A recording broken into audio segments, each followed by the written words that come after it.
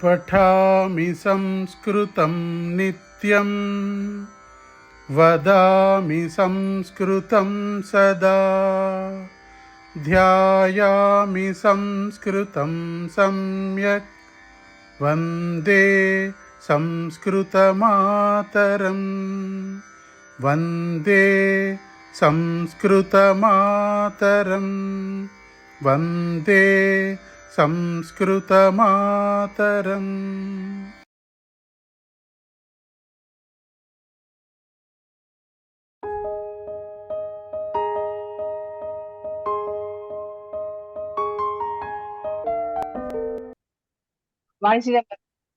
జయ మంత్ర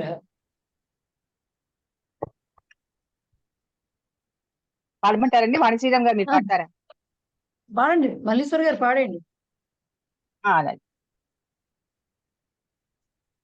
పఠామి సంస్కృతం నిత్యం వదామి సంస్కృతం సదా ధ్యాయామి సంస్కృతం సమ్యక్ వందే సంస్కృతమాతరం సంస్కృతస్య ప్రసారాయ నైజం సర్వం దదామ్యహం సంస్కృతస్య సదా భక్తో వందే సంస్కృతమాతరం సంస్కృతస్య కృతే జీవన్ సంస్కృతస్య కృతే యజన్ ఆత్మానమాహుతం మన్యే వందే సంస్కృతమాతరం వందే సంస్కృతమాతరం.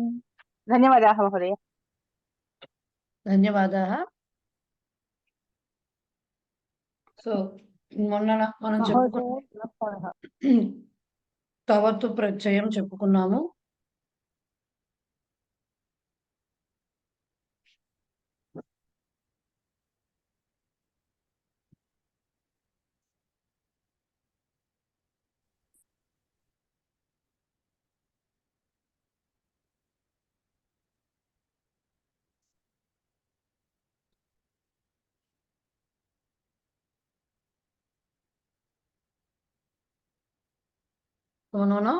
తవతు ప్రత్యయం చెప్పుకున్నాం కదా.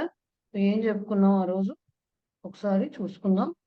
తవతు ప్రత్యయము కృత్ ప్రత్యయం అంటాం, దాన్ని కృదంతాలు అంటారు. తవతు ప్రత్యయ రూపాలు ఇంకా రకరకాల రూపాలు ఉన్నాయి, వేరే వేరే ప్రత్యయాలు కూడా, వాటన్నిటిని కృదంతాలు అంటారు. ఎందుకంటే కృత్ ప్రత్యయాలని కొన్ని ఉంటాయి,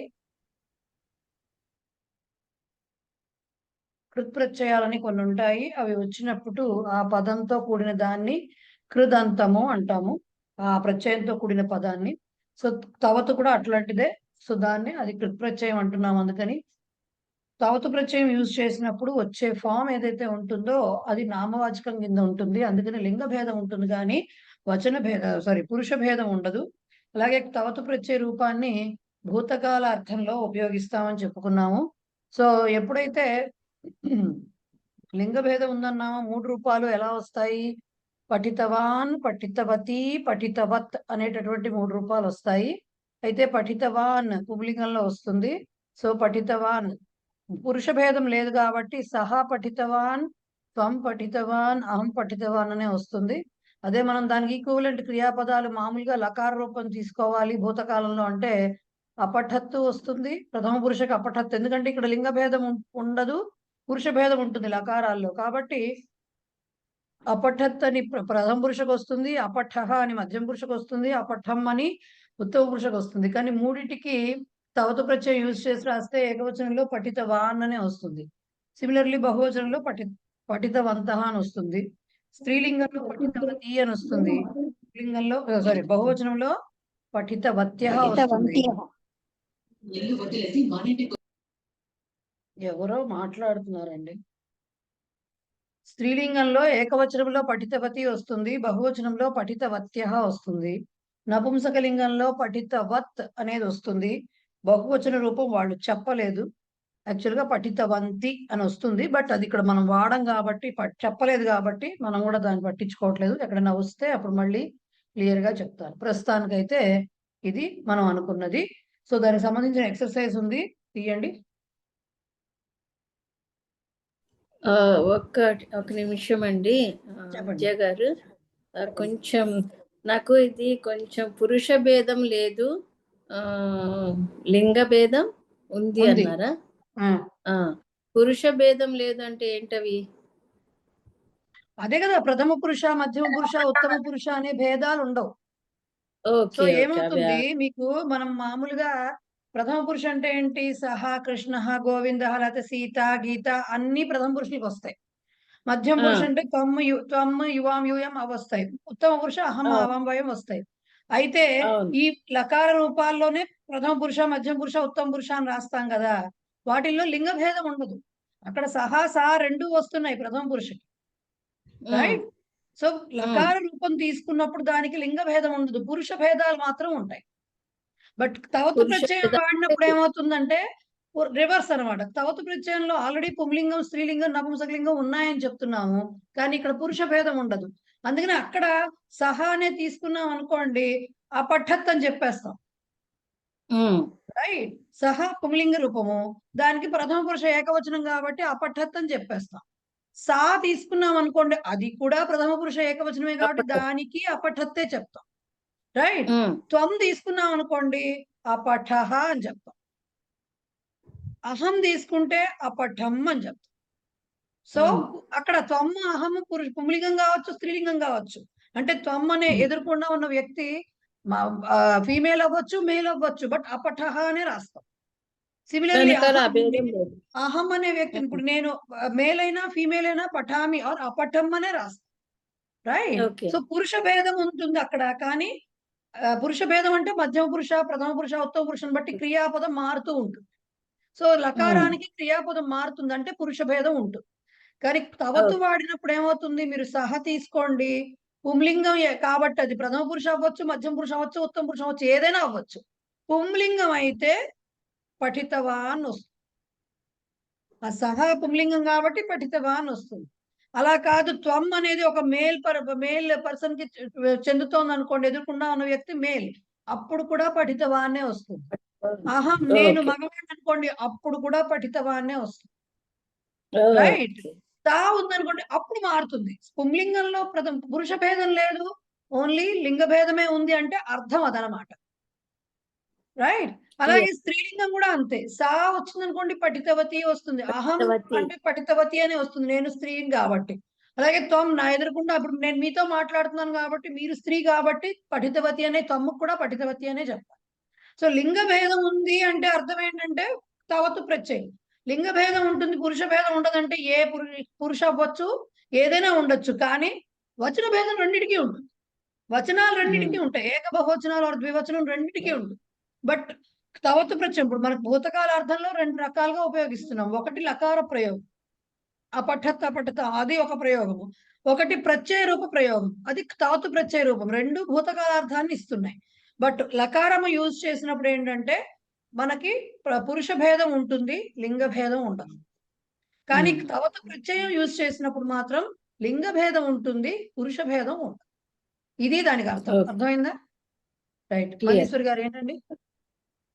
మేడం అది ఇప్పుడు మనం పఠితవతి పఠితవత్య పఠితవాన్ పఠితవాన్ పఠితవంతః ఈ రెండు అంటే ఏకవచనం బహువచనం మాత్రమే ఉన్నాయి, ద్వివచనం ఉండదు దీంట్లో. ఉంది, ఎందుకు లేదు? పఠితవంతో వస్తుంది అది.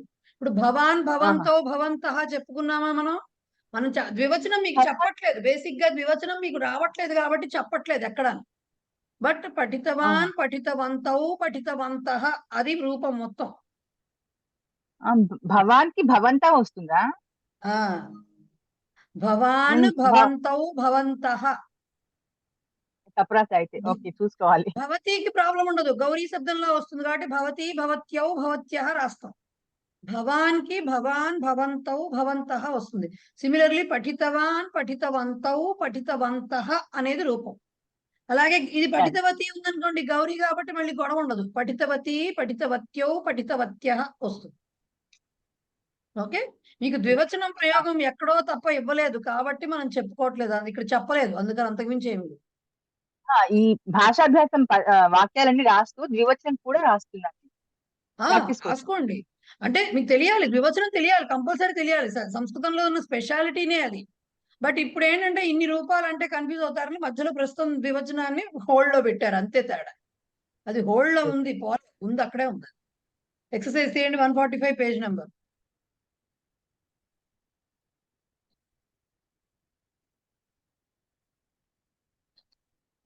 నేను 1 by 1 అడుగుతాను, చెప్పుకుంటూ వెళ్దాము, లేకపోతే గొడవ అయిపోతుంది. రైట్. సో కింది వాక్యాలను రోమన్ నంబర్ 1 బహువచనంలోకి మార్చమంటున్నారు. సహ పాఠం పఠితవాన్ అంటే ఇక్కడ మార్చాల్సింది బహువచనంలో కర్తని క్రియనే, మధ్యలో కర్మపదం అలాగే ఉంటుంది. సో సహాకిత్తే పాఠం పాఠంలానే ఉంటుంది, పఠితవాన్ కి పఠితవంతః అని వస్తుంది. స్టార్ట్ చేయండి మల్లీశ్వరి గారు మీరే. సహ క్రీడితవాన్,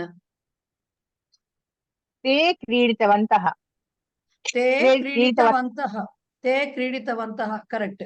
నెక్స్ట్ శిరీష గారు. సహ గ్రంథాలయం గతవాన్, సహ గ్రంథాలయం గతవంతః. సహ ఎలా వస్తుంది మరి అప్పుడు? సారీ తే ఆ, తే తే గ్రంథాలయం గతవంతః కరెక్ట్. గతవంతః. ఎంవి రావు గారు. బాలః పుస్తకం నీతవాన్, బాలాः పుస్తకం నీతవంతः. బాలాః పుస్తకం నీతవంతః కరెక్ట్. శ్యామల గారు. బాలిక ఫలం భక్షితవతి, బాలికాः ఫలం ఉమ్. భక్షిత చెప్పండి. భక్షితవంతు వత్యః, వత్యః. గౌరీ గౌర్యౌ గౌర్యః కాబట్టి భక్షితవతి భక్షితవత్యౌ భక్షితవత్యః. ఓకే, తిన్నది, తిన్నారు, బాలికలు పండును తిన్నారు. రైట్. కృష్ణవేణి గారు. నృపః రాజ్యం రక్షితవాన్, కృష్ణవేణి గారు అన్మ్యూట్ చేసుకుని చెప్పాలి. మీరు అందరూ మ్యూట్ లో ఉంటారు, నేను అడిగిన వాళ్ళు అన్మ్యూట్ చేసుకుని చెప్పాలి. నృపాః రాజ్యం రక్షితవంతః. నృపాః రాజ్యం రక్షితవంతః కరెక్ట్. శాంతిశ్రీ గారు. రుగ్ణః ఔషధం సేవితవాన్, రుగ్ణాః ఔషధం సేవితవంతః. అంతే, రుగ్ణాః ఔషధం సేవితవంతః. విజయ గారు. విజయలక్ష్మి గారు కాదు, విజయ గారు చెప్పండి. అహం చిత్రం దృష్టవాన్, వయం ఉమ్, చిత్రం దృష్టవంతః. అంతే, వయం చిత్రం దృష్టవంతః. దృష్టం. వాణి. రైట్. వాణి గారు. అహం పత్రం ప్రేషితవాన్,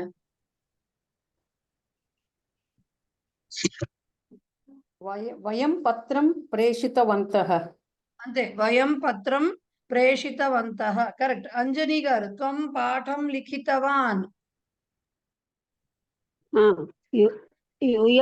యూయం పాఠం లిఖితవంతః. అంతే, యూయం పాఠం లిఖితవంతః కరెక్ట్. కరెక్ట్. విజయలక్ష్మి బుధరాజు గారు. త్వం ధర్మం పాలితవాన్, మేడం అన్మ్యూట్ చేసుకుని చెప్పాలి, అన్మ్యూట్ చేసుకుని చెప్పాలి మేడం.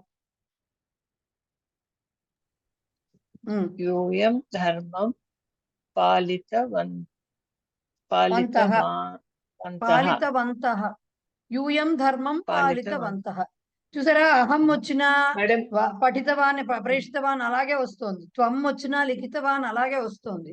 మనం మామూలుగా రాసామని వరకు లంగ్లకారం రాసినప్పుడు ఏం చేసాము, ఏ పురుష వస్తుందో ఏ వచనం వస్తుందో చూసుకుని దానికి తగిన క్రియాపదం చెప్పాల్సి వచ్చింది. ఇక్కడ అట్లా లేదు. ఓకే, వచనం ఉంటుంది బట్ పురుష బట్టి మారు. రైట్ మేడం ఇది చెప్పండి. శ్రీ విద్య పి స్టార్టింగ్ రికార్డ్ అని వస్తుంది, అవ్వట్లేనట్టుంది. రికార్డింగ్ అవుతుందండి. అవుతుందా? నాకు ఇలా అవుతుంది ఓకే. రికార్డింగ్ అవుతుంది. ఓకే, ఎందుకంటే మళ్ళీ వింటే గాని నాకు అవుతుంది రికార్డింగ్ అవుతుంది. Okay okay. నెక్స్ట్ క్రింది వాక్యాలను ఏకవచనంలోకి మార్చాలట, రివర్స్ ఇచ్చారు. ఇప్పుడు సీత గారు. వానరాహ ఫలం ఖాదితవంతః, దీన్ని ఏకవచనంలోకి మార్చాలండి. సీత గారు అన్మ్యూట్ చేసుకుని చెప్పాలండి.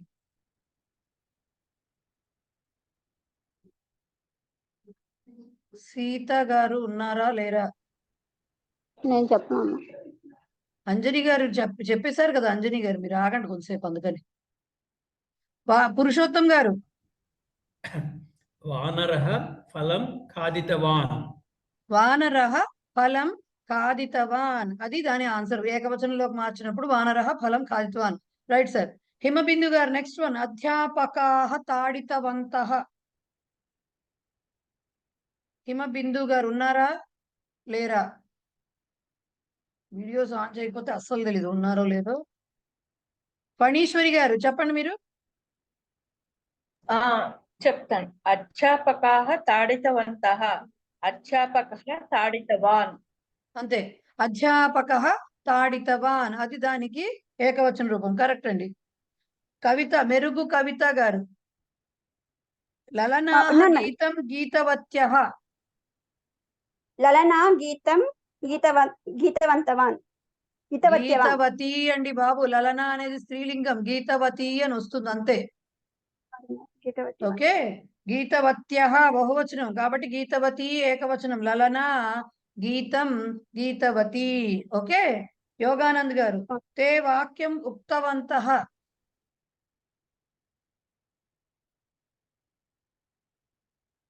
యోగానంద్ గారు ఉన్నారో లేరో మనకు తెలియదు.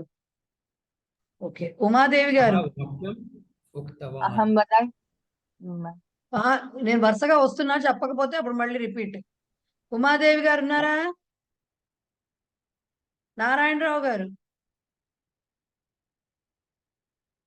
మేడం నేను తర్వాత చెప్తానండి. Okay fine fine fine. Soma. Soma ఉన్నారా? ఉన్నానండి. చెప్తారా? తే వాక్యం సహ వాక్యం ఉక్తవాన్. కరెక్ట్. సహ వాక్యం ఉక్తవాన్ కరెక్ట్. దీప్తి గారు వయం కథాం శృతవంతః. అహం కథాం శృతవాన్. అంతే. అహం కథాం శృతవాన్. ఇక్కడ కనుక వయం కథాం శృతవత్యః అని ఇచ్చారనుకోండి, అప్పుడు శృతవతి రాయాలి. శృతవంతః అని పుంలింగ రూపం ఇచ్చారు కాబట్టి శృతవాన్. కరెక్ట్ కరెక్ట్ అండి. మానస గారు. యూయం చలచిత్రం దృష్టవంతః. త్వం చలచిత్రం దృష్టవాన్. త్వం చలచిత్రం దృష్టవాన్. Correct. Okay correct. Galaxy M21 అని ఉంది, ఎవరో నాకు తెలియదండి. ఉంటే కనుక అన్మ్యూట్ చేసుకోండి.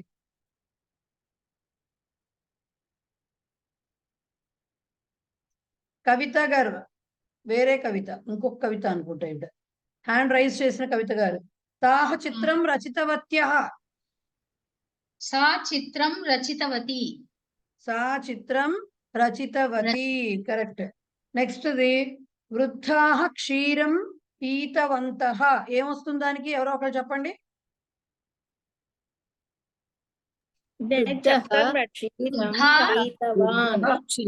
వృద్ధః క్షీరం పీతవాన్. ఓకే. వృద్ధః క్షీరం పీతవాన్. సో ఏకవచనం నుంచి బహువచనానికి మార్చాం, బహువచనం నుంచి ఏకవచనానికి మార్చాం. మధ్యలో ద్వివచనం కూడా మీరు రాసుకుందాం అనుకుంటే ప్రాక్టీస్ కి రాసుకోవచ్చు. రైట్. నెక్స్ట్ ఇది చూడాలి, ఇది ఇంపార్టెంట్. కింది వాక్యాలను తవతు ప్రత్యయాంత రూప పదాలుగా మార్చాలట. ఇది ఈజీయే, రివర్స్ ఇచ్చినప్పుడే కొంచెం కష్టం అవుతుంది. సో ఏమీ లేదు. సహ అధావిత అనుంది, సహ ధావితవాన్ అని రాయాలి. మిగతాదంతా అక్కడ ఓన్లీ వెర్బ్ మారిస్తే చాలు. మనం తే ధర్మం అపాలయంలో తే ధర్మం అలాగే ఉంటుంది. అపాలయన్ కి బదులు ఏం రాయాలి? పాలయన్.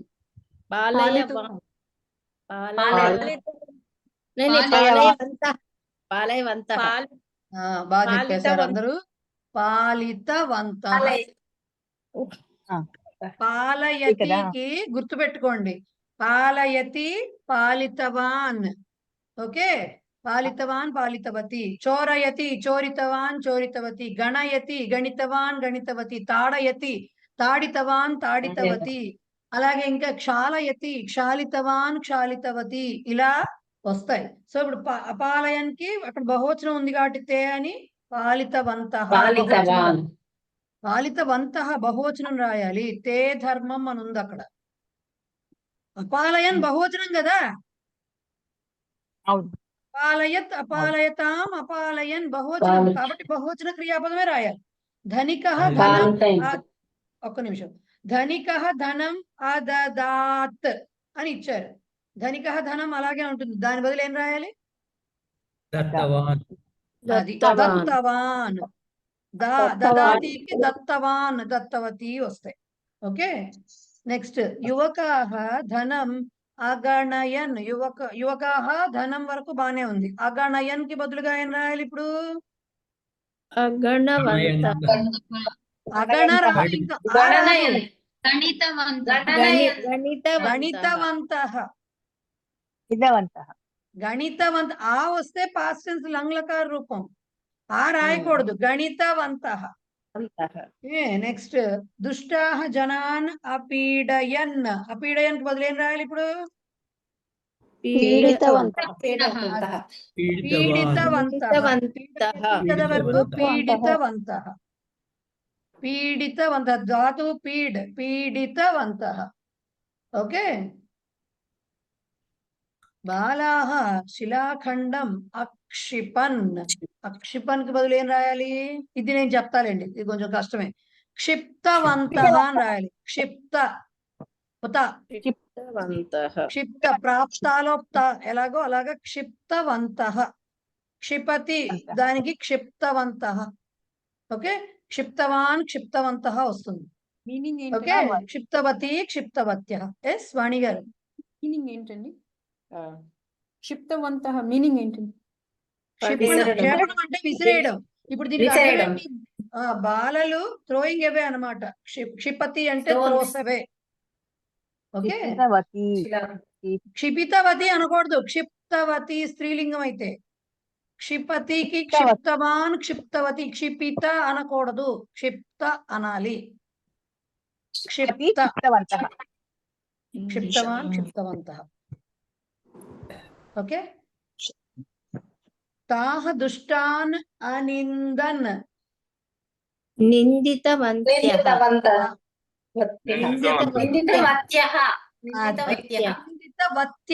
ఎందుకు తాః అని ఇచ్చారు అది స్త్రీలింగం కాబట్టి నిందితవత్యః అని రాయాలి ఓకే నిందితవత్యః ఎందుకు రాయాలి తాః అనేది స్త్రీలింగం వారు అంటే ఆ స్త్రీలు దుష్టులను నిందించారు సో నిందితవత్యః తే దురభ్యాసం అత్యజన్ వారు దురభ్యాసం త్యజితవంతః కాదు నేను చెప్తా రాసుకోండి త్యజితవంతః త్యజిత కాదండి త్యక్తవంత త్యక్తవంతః కొన్ని ఉంటాయి కదా మరి అన్ని తెలిసిపోతే ఎందుకు నేను అక్కర్లేదు కదా ఇక్కడ త్యక్తవంత మనం తాకి కావచ్చు రాయాలా వ్యక్తవంతః ఏంటండి తాకి కావచ్చు రాయాలా కేటీఏ కేటీఏ తవతులోక్తానే త్యక్తవంతః టీవైఏ కేటీఏ త్యక్త ఓకే నెక్స్ట్ వ్యాఘ్రాః పశూన్ అమారయన్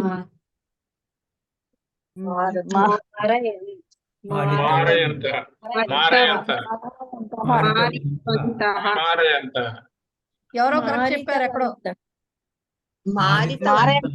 అది మారితవంతః మారయతి వెర్బ్ మారితవంతః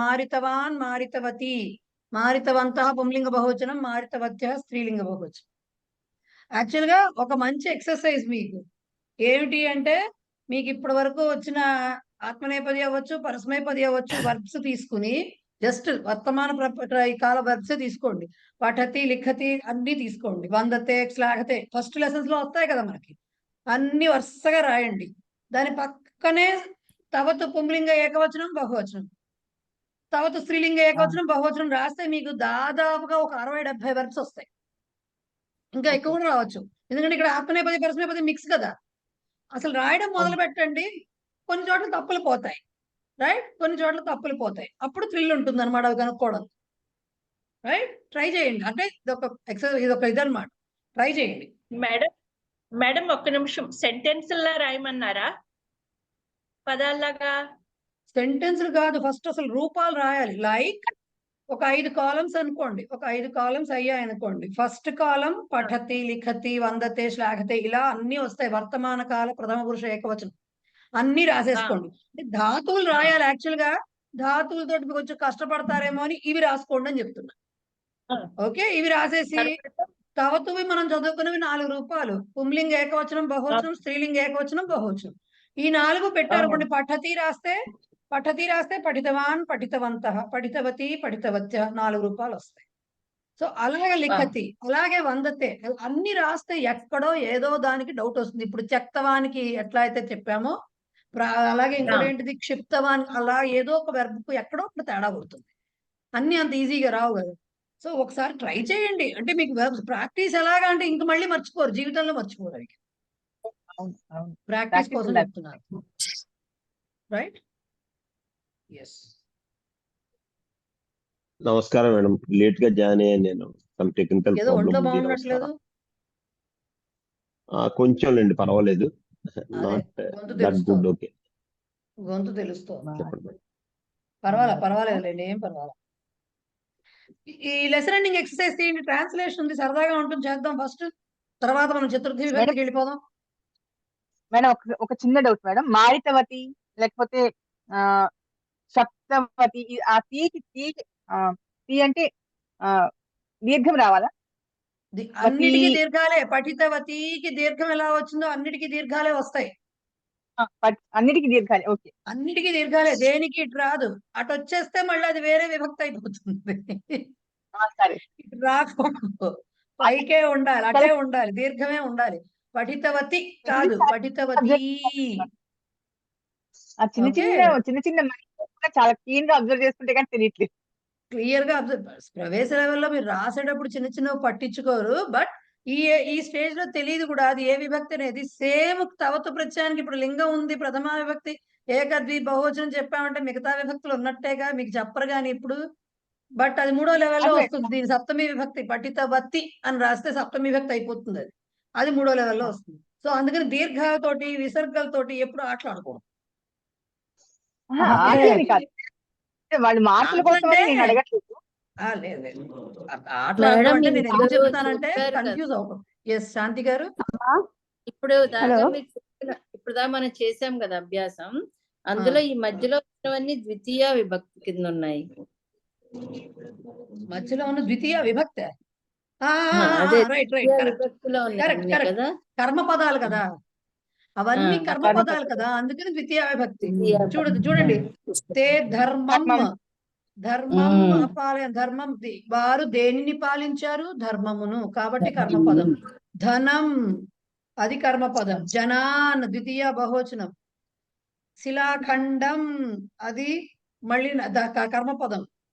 దుష్టాన్, దురభ్యాసం, పశూన్, అన్ని ద్వితీయ కర్మపదాలు కదా, అందుకని ద్వితీయ విభక్తిలోనే ఉంటాయి.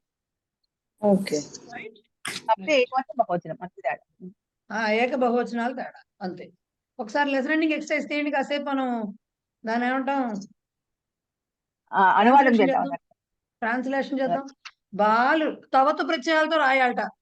సేమ్ ఇట్లా ట్రాన్స్లేషన్ ఇచ్చారనుకోండి, పాస్ట్ టెన్స్ రూపము, మీరు వాళ్ళు ఏమీ మెన్షన్ చేయకపోతే దాంట్లో ఎయిదర్ లంగ్లకారం యూజ్ చేసి రాయొచ్చు, లేదంటే తవతు యూజ్ చేసి రాయొచ్చు.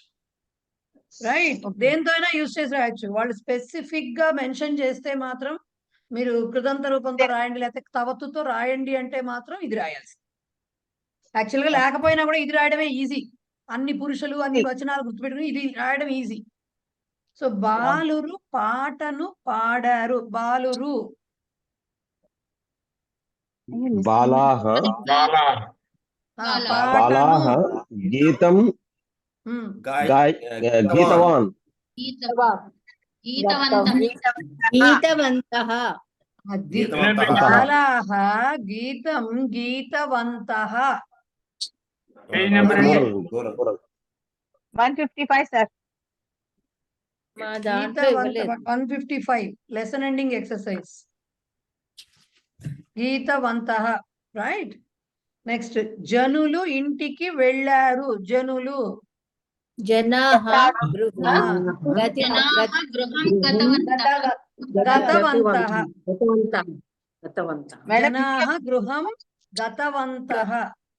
జనాః గృహం గత.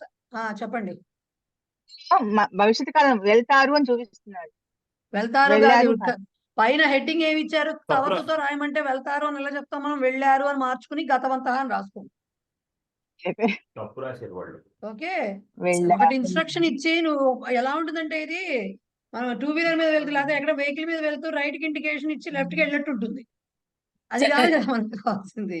పైన తవతో అడిగారు కాబట్టి మనం అదే రాయాలి. పాము సరే. ఎలుకను పట్టుకున్నది. పాము సర్పః సర్పః మూషికం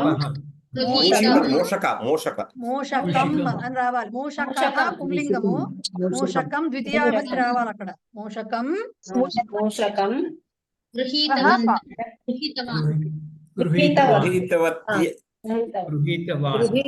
గృహీతవాన్నే వస్తుంది. ఎందుకు? సర్పః పుంలింగ పదం.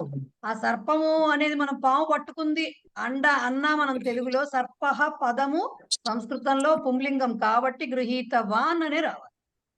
సర్పః మూషకం గృహీతవాన్. వారు స్త్రీలింగంలో చెప్పాలట. సమాధానమును వ్రాసారు. వారు స్త్రీలు.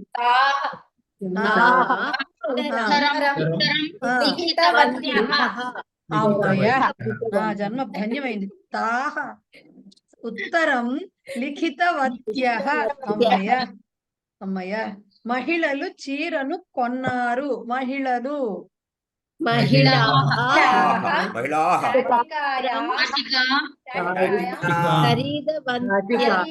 ఖరీదవంతః అనకూడదు.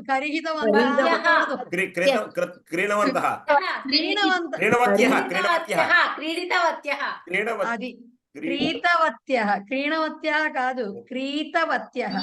మహిళాః ఆర్ నార్యః ఆర్ తరుణ్యః ఆర్ లలనాః ఆర్ స్త్రియః. ఇన్ని సినోనిమ్స్ ఉన్నాయి, ఏదైనా రాయొచ్చు. బట్ ఈజీ వన్ ఏది? మహిళాః. మహిళాః శాటికా స్త్రీలింగ పదం కాబట్టి ద్వితీయ విభక్తి పెట్టాలి, కర్మపదం కాబట్టి. శాటికాం క్రీతవత్యః. క్రీణాతికి క్రీతవాన్ క్రీతవతి. క్రీణవాన్ అనకూడదు, క్రీతవాన్ అనాలి, క్రీతవతి అనాలి. బహువచనం కాబట్టి క్రీతవత్యః. రైట్. బాలిక ప్రొత్తున ఆడింది. ప్రొత్తుట బాలిక. బాలిక ప్రభాతే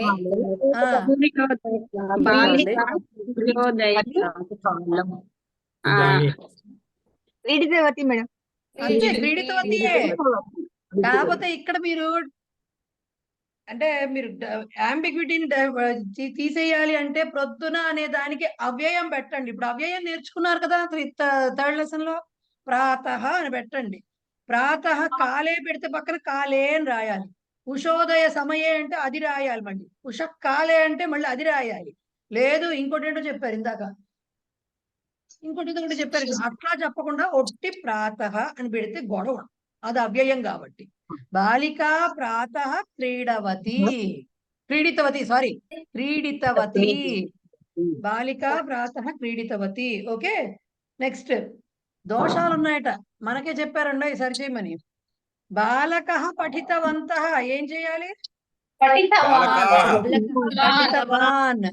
పఠితవాన్ అని రాయాలి. బాలకః మార్చొద్దు, పఠితవాన్ ని మార్చండి. యువతయః గతవంతః.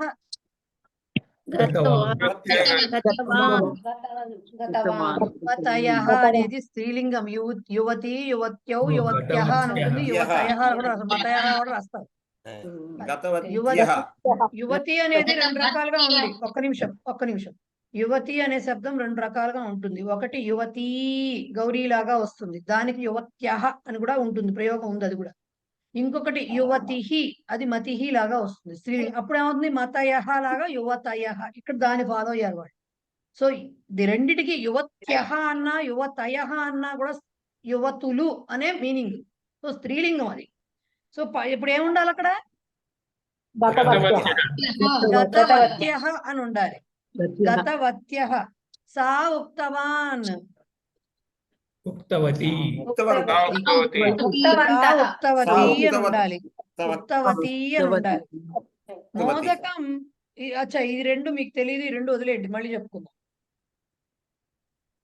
ఆ రెండు అందుకే నేను చేయించలేదు, మర్చిపోయాను. అది కూడా చతుర్థి విభక్తి ఉందని మర్చిపోయాను ఎక్సర్సైజ్ లో. సో అదే ఎక్సర్సైజ్. మిగిలిన పార్ట్ మిగతా పాఠం అయ్యాక చేద్దాం. రైట్. ఏమన్నా అడగాలంటే అడగండి, లేదంటే చతుర్థి విభక్తి మొదలు పెట్టేస్తాను నేను. చతుర్థి విభక్తి మొదలు పెట్టుకున్నాను. పెట్టేయమంటారా? టైం లేదే ఉంది, టైం బోల్డంత ఉంది. 7వ పాఠం అయిపోతుందిగా. మీకు అయిపోతుంది మే కదండి మేడం. మేము చదువుకోవడం మీరు నేను చెప్పడం రాసుకోవడం అవ్వకపోతే మీరు చదువుకోవడం కష్టం కదా. ఇప్పటికే అమ్మో. కొంతమంది కాదు, ఈ శిక్షాలో మొన్న జూన్ 13వ తారీఖుతో వాళ్ళ అయిపోయి కూడా అప్పుడే 2 వీక్స్ అయిపోతుంది వాళ్ళ క్లాసులు అయిపోయి. వాళ్ళు వదిలేస్తే అమ్మ బాబోయ్ ఇప్పుడే వదిలేస్తే ఎట్లా అండి, మా పరీక్ష ఎప్పుడో ఆగస్టులో ఉంటే అన్నారు. సో 24 గంటలు చెప్తూ కూర్చోలేం కదా, పరీక్షకి వెళ్ళేంత వరకు చెప్పలేం కదా. కానీ అందరూ మేడం చెప్పేసి మధ్యలో మాకు డౌట్ తప్పదు. డౌట్స్ వస్తే మెసేజ్ పెట్టడమే. రివిజన్ క్లాస్ వరకు మళ్ళీ క్లాస్ పెట్టను నేను. డౌట్ వస్తే మెసేజ్ పెట్టడమే. డౌట్ మెసేజ్ వస్తే లోనే అయినా మేడం సరే. మేడం నృపతయ్యకి నృపతయ అంటే రాజు నృపతయకి అది ప్లూరల్ ఎలాగంటది? నృపతయ అది నృపతి విభక్తి. అనేది శబ్దం, ఏకవచనం నృపతి. అచ్చా నృపతయ ప్లూరల్ ప్లూరల్ హరి శబ్దం లాగా, హరి శబ్దం లాగా, పతి శబ్దం లాగా వస్తుంది. హరయ ఓకే ఓకే. పతి శబ్దం అనుకున్నా నృపతయః పర్వాలేదు, పతి అంటే శబ్దం కూడా మీకు ఉంది. అంటే నృపతయ అనేది ప్లూరల్ ఫర్ రాజు. నృపహ అన్నా రాజే. నృపహ అకారాంత శబ్దం అవుతుంది, నృపాహ అని వస్తుంది దానికి. నృపతి అని రాస్తే గనక నృపతయ రాయాలి, అది పతి శబ్దంలో వస్తుంది. ఓకే, అంటే యువహ యువకహ లాగా సుమారుగా. అంతే. యువకహ ఇప్పుడు అట్లా ఆ టైప్ యువకహ యువహ రెండు కూడా ఆ మాటకు వస్తే అకారాంత శబ్దాలే. Okay okay. బట్ నృపహ నృపతి ఏమవుతోందంటే నృపహ నృపతి ఒకటి ఏమవుతోందంటే ఇకారాంతం ఒకటి అవుతున్నది, అకారాంతం అవుతుంది, ఒకటి ఇకారాంత ఒకటి పుల్లింగం. ఒకటి ఇకారాంతం అవుతున్నది. అవునండి. అది ఓకేనా? Right right. సో అందరినీ మ్యూట్ చేస్తా ఒకసారి. సో చతుర్థి విభక్తికి వచ్చేసరికి మనకి 3 విభక్తులు ఏం చెప్పుకున్నాము. ఫస్ట్ ప్రథమా విభక్తి వస్తు నిర్దేశము, అంటే ఏది ప్రాతిపదికార్థం చెప్పటం అంటారు దాన్ని గ్రామటికల్ టర్మ్స్ లో. ప్రాతిపదికార్థం అంటే ఉన్న వర్డ్, మనకి ఏదైతే వర్డ్ తీసుకుంటున్నామో అది దేన్ని బోధిస్తోంది, దాని ద్వారా మనకి ఏం తెలుస్తోంది, దట్ ఈస్ కాల్డ్ ప్రాతిపదికార్థం ఆర్ వస్తు నిర్దేశం. వస్తు నిర్దేశం అంటే అది వస్తువే ఉండక్కర్లేదు, మనిషో అది ఏంటి ఫలానా అని చెప్పేది ప్రథమా విభక్తి అనుకో. రెండో ద్వితీయ విభక్తికి వచ్చేసరికి ఏం చెప్పుకున్నాము, కర్మపదం ఏమిటో తెలుస్తుంది. ద్వితీయ విభక్తి ద్వారా కర్మపదం అంటే కర్మపదానికి ద్వితీయ ఉంటుందని చెప్పాము. అభితః పరితః ఉభయతః ఇవి వచ్చినప్పుడు ద్వితీయ వాడాలి, వినా వచ్చినప్పుడు ద్వితీయ వాడాలి, అధితిష్ఠతి అధివసతి వచ్చినప్పుడు ద్వితీయ వాడాలి అని చెప్పాము. తృతీయకు వచ్చేసరికి ఏం చెప్పాము, చేతన్ చేయంతోడంతో కాబట్టి కారణము ఉపకరణం ఏదైతే ఉంటుందో, ఇన్స్ట్రుమెంట్ ఆర్ టూల్ ఎనీథింగ్ ఉంటుందో దాన్ని, అంటే కార్యము క్రియ దేనితో చేయబడుతోందో, ఏ ఉపకరణంతో ఫుల్ఫిల్ అవుతోందో దానిని తృతీయ విభక్తిలో చెప్పాలి అన్న. అలాగే సహసాకం సార్థం అనే మాటలు వచ్చినప్పుడు కూడా తృతీయ విభక్తి వాడాలి అని చెప్పుకున్నాం. అలాగే భావవాచక శబ్దాలు వచ్చినప్పుడు కూడా, అంటే పని ఎలా చేస్తోంది అన్నప్పుడు ఆనందంగా చేస్తోంది, విచారంగా చేస్తోంది అలాగ చెప్తాను చూడండి, చాలా గర్వంగా ఉంటుంది. ఇలా చెప్పేదాన్ని కూడా మనము, అంటే క్రియా విశేషణములు చెప్పాలి అంటే, భావవాచకాలు క్రియా విశేషణాలుగా ఉన్నప్పుడు దాన్ని చెప్పాలి అంటే అప్పుడు తృతీయ విభక్తి వాడాలి అని చెప్పుకుంటాం. ఇక చతుర్థి విభక్తికి ఎక్కువ రూల్స్ ఉంటాయి. అసలు అన్ని విభక్తుల్లోకి ఎక్కువ రూల్స్ ఉన్న విభక్తి ఇదే చతుర్థి విభక్తి. ఇన్ని రూల్స్ చెప్పినా ఇంకా సగమే చెప్పారు, ఇంకా చాలా ఉన్నాయి అవి చెప్పలేదు. మోస్ట్లీ యూజ్డ్ ఏవైతే ఉంటాయో అవే చెప్పారు బేసిక్. ఫస్ట్ అసలు చతుర్థి అంటే మనకు తెలుగులో ఏమిటవుతుంది, కొరకున్ కై అని వస్తుంది. అంటే మనం మన వాడుక భాషలో మనం కోసం అని వాడతామే, నా కోసం, నీ కోసం, అతని కోసం, వాడి కోసం ఇలా చెప్తాం కదా. సో ఆ కొరకు అంటే కోసం అని అర్థం కదా. ఫర్ ఇంగ్లీష్ లో చెప్పాలంటే ఒక రకంగా ఫర్. ఓకే, చతుర్థి విభక్తికి ఫస్ట్ ఉన్న రూల్ ఆల్మోస్ట్ 6-7 రూల్స్ దాకా ఉన్నాయండి దీంట్లో. మొట్టమొదటి రూల్ ఏంటంటే, వీళ్ళు చెప్పిన లిస్ట్ లో చెప్పుకుంటూ వెళ్తే ఫస్ట్ రూల్, ఎక్కడైతే దదాతి యచ్చతి అని వాడతామో, అంటే ఎన్నో పేజ్ మేడం? ఏంటండి పేజ్ నెంబర్? ఇంకా నేను పేజ్ వరకు 141. యాక్చువల్లీ నా బుక్ లో అయితే 139 నుంచి స్టార్ట్ అవుతుంది చతుర్థి విభక్తి. బట్ నేను ఇంకా నేను దీంట్లో చెప్పట్లేదు, నేను ఓవరాల్ గా చెప్తున్నా మామూలుగా. సో చతుర్థి విభక్తి వీళ్ళు ఇచ్చిన లిస్ట్ ప్రకారంగా మనం ఎప్పుడెప్పుడు వస్తాయి అనేది చెప్పుకోవాలి అంటే ఫస్ట్ రూల్ ఎవరికి ఇస్తున్నామో వస్తువు దదాతి, ఎస్పెషల్లీ దదాతి యచ్చతి అనేది యాక్చువల్గా ఏమంటారంటే చతుర్థి సంప్రదానే అంటారు. సంప్రదానం అంటే ఏంటంటే ఇచ్చే దానం గ్రహించేవాడు ఉంటాడు కదా, వాళ్ళని అంటాం అన్నమాట. సో ఎవరికి మనం దదాతి అంటే అర్థం ఏంటి? గివ్స్. యచ్చతి అన్న గివ్స్. ఈ రెండు క్రియలు వచ్చినప్పుడు ఆ క్రియల్లో దదాతి అంటే ఏంటి? ఇస్తున్నాడు అంటే ఏంటి? ఏదో ఇస్తున్నాడు. ధనం అవ్వచ్చు, బుక్ అవ్వచ్చు, పువ్వులు అవ్వచ్చు, కాయ అవ్వచ్చు, పండు అవ్వచ్చు, ఏదైనా అవ్వచ్చు. ఇవ్వడం అనే క్రియ జరుగుతోంది. అంటే ఒక వస్తువుని ఇస్తున్నారు. ఇస్తున్నారు అంటే అక్కడ రెసిపియంట్ ఉంటారు కదా, అంటే గ్రహించేవాడు ఉంటాడు కదా, దాన్ని తీసుకునేవాడు ఉంటాడు కదా. తీసుకునేవాడో తీసుకునేదో ఎవరో ఒకళ్ళు ఉంటారు కదా. వాళ్ళకి ఎవరికైతే ఇస్తున్నామో వాళ్ళకి సంబంధించిన పదం ఏదైతే ఉంటుందో దానికి చతుర్థి రావాలి. అంటే గ్రహీత ఎవరైతే ఉంటారో ఆ గ్రహీతకి చతుర్థి విభక్తి రావాలి. అందుకని వాళ్ళు ఏం చెప్తారు? దదాతి యచ్చతి క్రియాపదాల ఉపయోగములో చతుర్థి వాడాలి. అంటే ఎలా వాడతారు? ఇప్పుడు సహ పుస్తకం దదాతి అన్నాం. అతడు పుస్తకాన్ని ఇస్తున్నాడు. ఎవరికి ఇస్తున్నాడో మనకు తెలియాలనుకోండి. అప్పుడు కహ దదాతి అంటే కర్తృపదం వచ్చింది, సహ దదాతి. కిం దదాతి అంటే కర్మపదం వచ్చింది, పుస్తకం దదాతి. ఏంటి అసలు యాక్షన్ ఏంటి? దదాతి. కానీ పుస్తకం ఇస్తున్నాడు, వీడు ఇస్తున్నాడు అంటే తీసుకునేవాడు ఎవడో ఉండాలి అక్కడ. సో ఎవడికి ఇస్తున్నాడు? ఎవరికో ఏమంటారు, లేకపోతే ఇక్కడ అధ్యాపకం అని చెప్దాం, శిక్షకుడు లేకపోతే అధ్యాపకుడికి, లేకపోతే అది ఇస్తున్నాడు అనుకోండి. అధ్యాపక లేకపోతే శిక్షక లేకపోతే గురువు అని చెప్పామనుకోండి. అప్పుడు తీసుకునేవాడు అంటే ఇతను, మన ఉద్దేశం ఏంటి చెప్తామనుకున్న ఉద్దేశము, అతడు పుస్తకమును గురువుకు ఇస్తున్నాడు. తెలుగులో చెప్పేదైతే మనం అదే చెప్తాం. టీచర్కి ఇస్తున్నాడు, గురువుకి ఇస్తున్నాడు అని మనం కి అని వాడేస్తాం. కానీ అసలు యాక్చువల్గా జరుగుతున్నది ఏంటి? గురువు కొరకు, ఆయన కోసం వీడు ఇస్తున్నాడు అని అర్థం చేసుకోవాలి సంస్కృతంలో. తెలుగులో గురువుకి ఇవ్వడం అనేది కరెక్ట్. బట్ సంస్కృతంలో ఎప్పుడైతే మనం చెప్పాలనుకున్నామో సహ పుస్తకం దదాతి అని చెప్పేసాం, అంతవరకు వచ్చేసింది చెప్పడం. మనకి కర్త కర్మ క్రియ చెప్పడం వచ్చింది.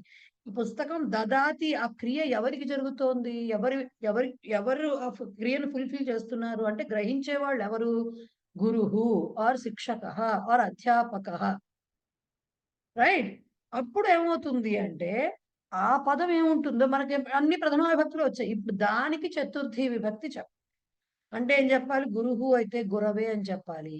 అలాగే అధ్యాపక అయితే అధ్యాపకాయ అని చెప్పాలి. శిక్షక అయితే శిక్షకాయ అని చెప్పాలి. రూపాలు తర్వాత చూద్దాం, బట్ ఫస్ట్ అర్థం చేసుకోవాలి. దదాతి. అలాగే యచ్చతి, సేమ్ రామ ఏమంటారు? ఫలం దదాతి యచ్చతి ఆర్ ఓకే, ఏది ఇచ్చినా ఒకటే. దదాతి అన్నా యచ్చతి అన్నా ఒకటే. యచ్చతి అన్నా. రాముడు పండుని ఇచ్చాడు. ఎవరికి ఇచ్చాడు? సీత అవ్వచ్చు, సీతకి ఇవ్వచ్చు. లక్ష్మణుడికి ఇవ్వచ్చు. సీతకి ఇచ్చాడు అని చెప్పాలంటే స్త్రీలింగం కాబట్టి సీతాయై యచ్చతి అని చెప్పాలి. లక్ష్మణ చెప్పాలంటే లక్ష్మణ పుంలింగ శబ్దం కాబట్టి లక్ష్మణాయ ఆర్ యచ్చతి అని చెప్పాలి. సో ఎవరికి ఇస్తున్నామో ఈ దదాతి యచ్చతి అనే క్రియాపదాలు వచ్చినప్పుడు ఆ క్రియాపదాల ద్వారా ఈ వస్తువు ఎవరికి ఇవ్వబడుతోందో, ఆ గ్రహించే వాళ్ళు ఎవరున్నారో వాళ్ళకి ఆ పదం ఏదో ఉంటుందిగా. సర్వనామ శబ్దం అవ్వచ్చు, నామవాచకం అవ్వచ్చు. ఆ శబ్దానికి పుంలింగం అవ్వచ్చు, స్త్రీలింగం అవ్వచ్చు, నపుంసక, దానికి సంబంధించినటువంటి చతుర్థి విభక్తి రావాలి అనేది ఫస్ట్ రూల్. బండగా గుర్తుపెట్టుకోవాల్సిన రూల్ అండి. మనం దదాతి వాడకుండా అవ్వదు. మనం చాలాసార్లు వాడుతూ ఉంటాం. రైట్? ఆ వాడుతున్నప్పుడు ఖచ్చితంగా పాటించాల్సిన రూల్స్ ఇవన్నీ కూడా, లేకపోతే రాంగ్. ఫస్ట్ రూల్ వచ్చారు. రెండో రూల్ ఏం చెప్తారు మీ దాంట్లో అంటే అసలు ఒక పని పర్పస్ అని చెప్పంటాం. దీన్నే purpose of the action. Purpose of the action అంటే ఏదైనా ఒక పని జరుగుతుంటే ఆ జరగడానికి ఏమిటి, ఆ పని జరగడంలో ఉద్దేశం ఏమిటి? ఇప్పుడు దీంట్లో మీకు ఇచ్చిన ఎగ్జాంపులే నేను చెప్తాను. ఒక రచయిత లెటర్ రాశాడు. దేనికి రాశాడు? ఓ పత్రికకి రాశాడు. ఒక మ్యాగజైన్కి లెటర్ రాశాడు. మనం చెప్పడం ఎంత తేలిక. ఒక రచయిత మ్యాగజైన్కి లెటర్ రాశాడు, పత్రికకి అని చెప్పేస్తాం. కానీ ఈ లెటర్ రాయటం అనేది ఏ ఉద్దేశంతో రాశాడు? ఆ పత్రికకి చేరాలి. సో పర్పస్ ఏంటి? పత్రిక కోసం రాశాడు. కాబట్టి ఆ పత్రిక అనే పదానికి చతుర్థి విభక్తి రావాలి అనేది రెండవ రూల్. అంటే పర్పస్ ఆఫ్ ద యాక్షన్, ఏ ఉద్దేశ్యంతో చేస్తున్నామో పనిని ఆ ఉద్దేశానికి సంబంధించినటువంటి పదానికి చతుర్థి విభక్తి రావాలి. ఏమవుతుంది రచయిత అంటే లేఖక పత్రం లిఖతి అంటే ఎందుకు రాస్తున్నాడు ఇప్పుడు పత్రం, దేనికోసం, పర్పస్ ఏంటి రాయడానికి, పత్రికాయై లిఖతి అని రాస్తాం. పత్రికాయై లిఖతి, లేఖక పత్రికాయై పత్రం లిఖతి, పత్రిక కోసం పత్రికను రాశాడు. ఇదేంటి పర్పస్ ఆఫ్ ద యాక్షన్, రెండో నియమం. ఓకే, మళ్ళీ ఒక్కొక్కటి మనం వివరంగా చదువుకుంటూ వస్తున్నప్పుడు బాగా అర్థమవుతుంది. మూడో నియమం ఏమిటంటే ట్రాన్స్ఫర్మేషన్. ట్రాన్స్ఫర్మేషన్ దాన్నే తెలుగులో ఏమంటాం, రూపాంతరం చెందటం అంటాం. అంటే ఏమిటండి, రూపం మార్చేసుకుంటుంది అంటే మార్చుకుంటుంది, కానీ ఫిజికల్ గా ఆడవాళ్ళు మగవాళ్ళగా అయిపోవడం, లేకపోతే దేవతలు వేరే ఏమంటారు ఇచ్ఛాశక్తితో వేరే, మనకి ఇప్పుడు చాలా సీరియల్స్ వస్తాయి కదా, ఇచ్ఛాధారి నాగింది అనుకుంటూ, ఆ టైప్ లో కాదు. జరిగేది ఏం జరుగుతుంది, ఒక ఫీలింగ్ లేకపోతే ఒకటి ఏదైనా ఒక పదార్థం కానీ ఏదైనా రెండో దానికి లీడ్ చేస్తూ ఉంటుంది. బాగా డబ్బు వచ్చింది, ఉన్నట్టుండి బాగా డబ్బు వచ్చింది అనుకోండి, నడమంత్రపు సిరి వచ్చింది అనుకోండి, ఎవరికైనా గర్వం వస్తుంది అంటే సహజంగా రాని వాళ్ళు ఉండొచ్చు, బట్ సహజంగా ఏమవుతుంది, బాగా ఐశ్వర్యం వస్తే ఏమవుతుంది, అది అహంకారానికి దారి తీస్తుంది. ఆ దారి తీయడం అంటామే లీడింగ్.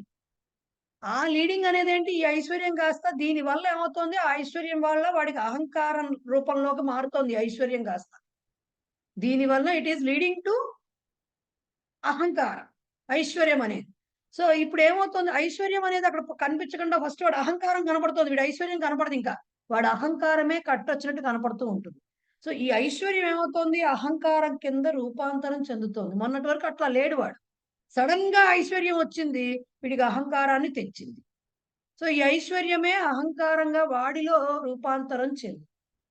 సో అది ఆ లీడింగ్ ఏది ఎప్పుడైతే ఉంటుందో, ఆ లీడ్స్ టు అనేది ఎప్పుడైతే చెప్తున్నామో, దట్ ఈస్ కాల్డ్, అప్పుడు దేనిగా రూపాంతరం చెందుతోందో దానికి చతుర్థి విభక్తి రావాలి అంటారు.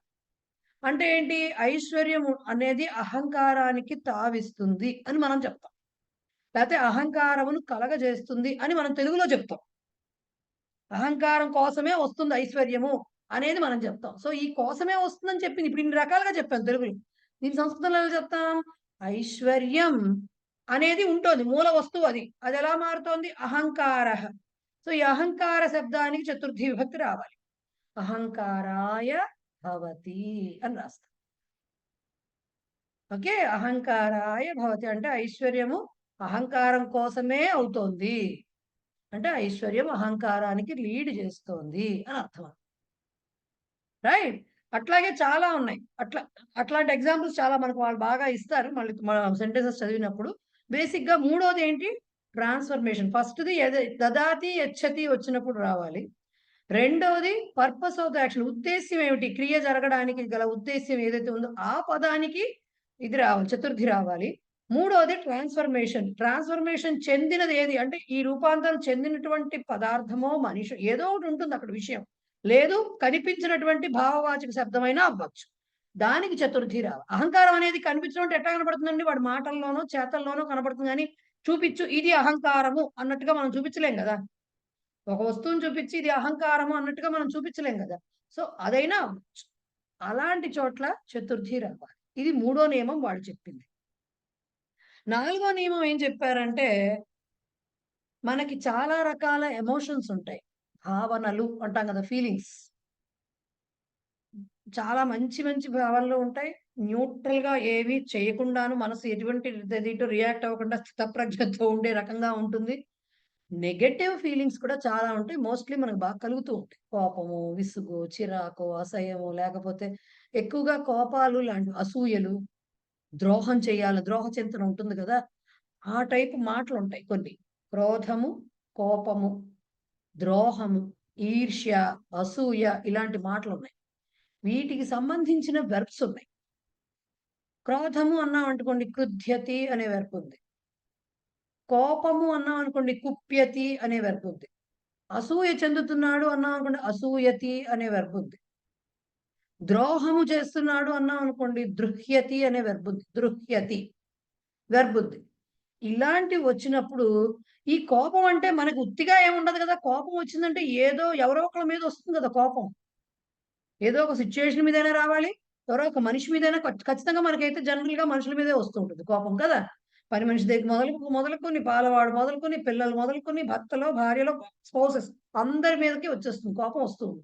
సో ఎవరి పట్ల మనకి ఆ భావన కలుగుతుందో, వ్యతిరేక భావనలు, నెగిటివ్ ఫీలింగ్స్ అంటే అవే కదండి, నెగిటివ్ ఎమోషన్స్. వ్యతిరేక భావనలు ఎవరి పట్ల అయితే మనకు కలుగుతాయో ఆ మనిషికి సంబంధించి చతుర్థి విభక్తి రావాలి అనేది బండ గుర్తు. సపోజ్ ఇక్కడ మీకు ఇచ్చిన ఎగ్జాంపులే చెప్పాను అనుకోండి, కోపం తర్వాత ఇస్తాను అది. ఇప్పుడు కంసుడికి కృష్ణుడు అంటే కోపం కదా, మనకు అందరికీ తెలుసు ఆ విషయం. కంసుడికి కృష్ణుడు అంటే కోపం అంటే మనం ఏం చెప్తాము, మన భావన ఏంటి, కంసుడు అంటే మన తెలుగులో అయితే కంసుడికి వాడంటే కృష్ణుడు అంటే చాలా కోపం అనేస్తాం, అయిపోతుంది. లేదు, కంసుడు కృష్ణుడి పైన కోప్పడ్డాడు అని చెప్తాం, లేకపోతే కోప్పడుతున్నాడు, లేకపోతే కోపంగా ఉన్నాడు వాడి మీద అంటాం. తెలుగు భాషలో ఇలాగే చెప్తాం. కానీ ఇదే మాటను మన సంస్కృతంలో చెప్పాలంటే కంసుడు, కంసహ వచ్చేస్తుంది. ఇప్పుడు మనం కోపం అని చెప్పడానికి కుప్యతి, కృధ్యతి అనే రెండు వెర్బ్స్ చెప్పుకున్నాం కదా. సో అవి ఏదో ఒకటి చెప్పుకుంటాం, కృధ్యతి కుప్యతి రెండు చెప్తాం. మరి ఈ రెండింటి మధ్యలో కలపాలే. కంసహ కుప్యతి, ఎవరి పట్ల వీడికి కోపం ఉంది, కృష్ణుడి పట్ల కోపం ఉంది.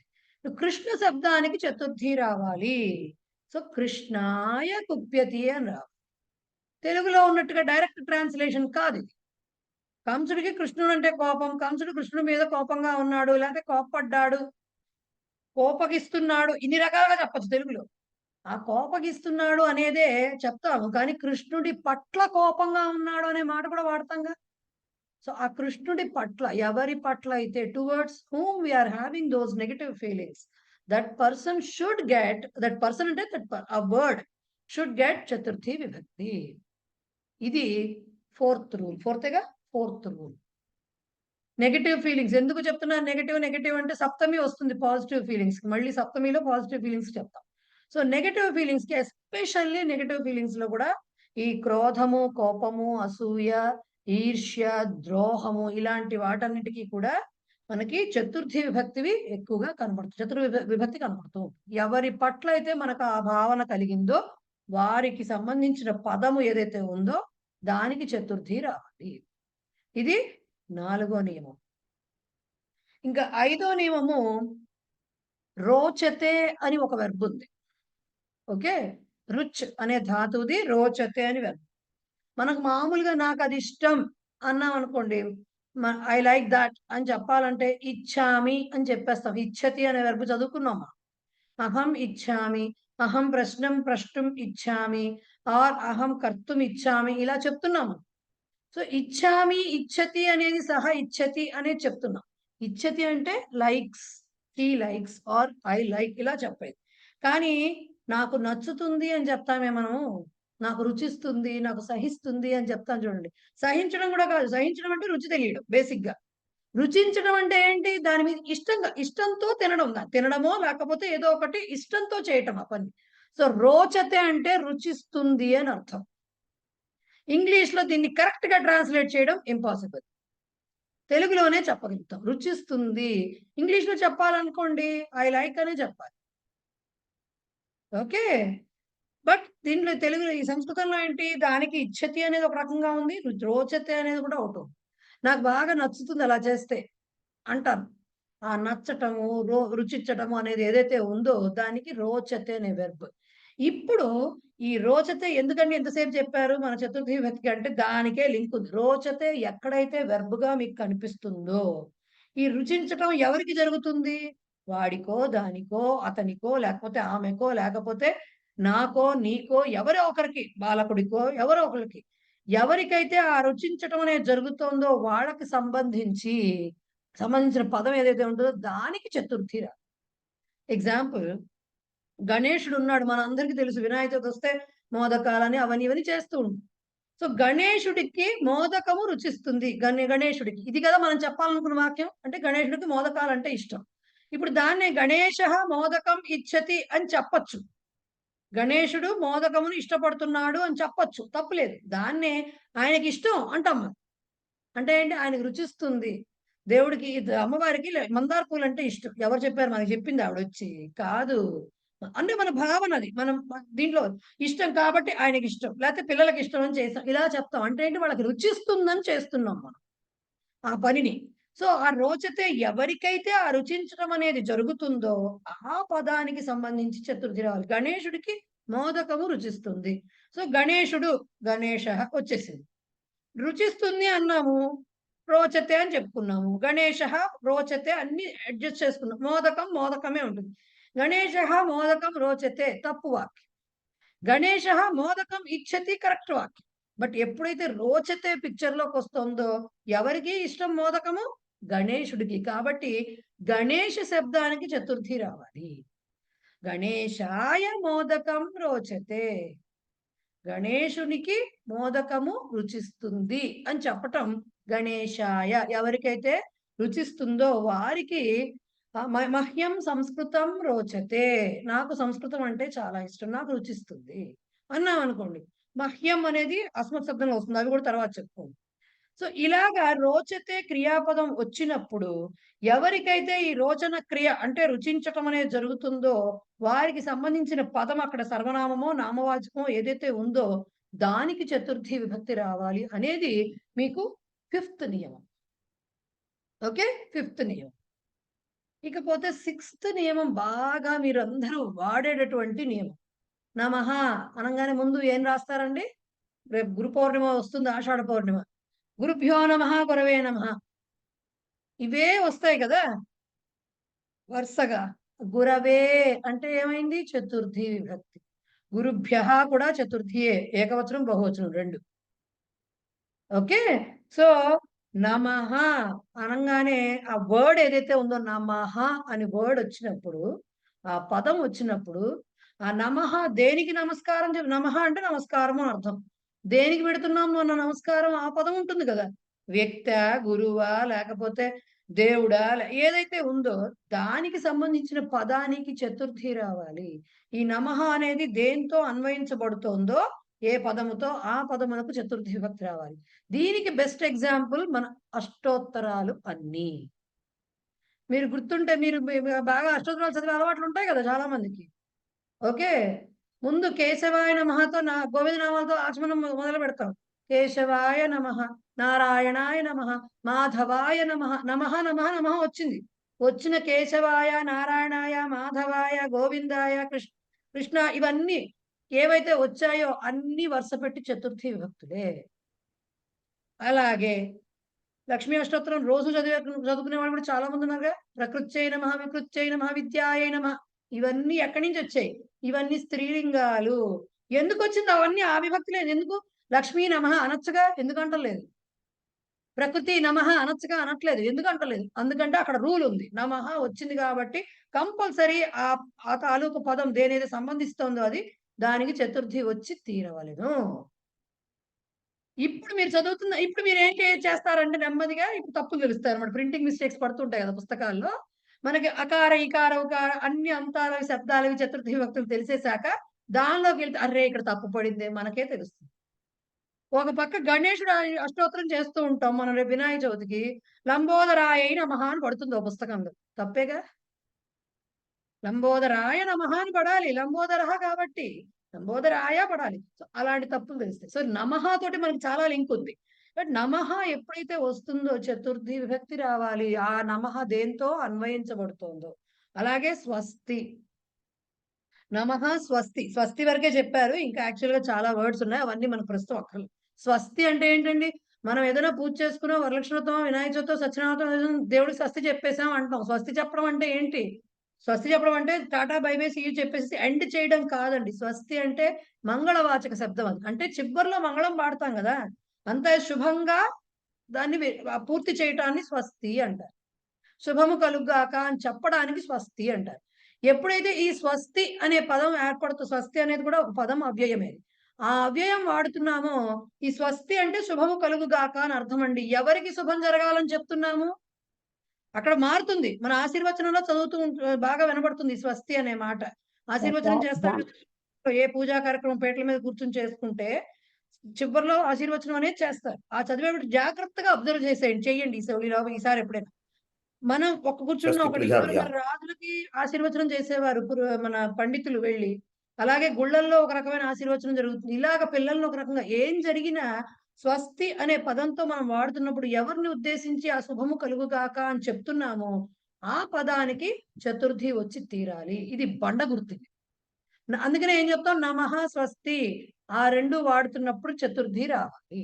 ఇప్పుడు గురవే నమః, రామాయ నమః, లక్ష్మీ నమః ఇవి చెప్తున్నాము. అలాగే ప్రజాభ్య స్వస్తి అంటారంటే ప్రజలందరికీ శుభము కలుగుగాక.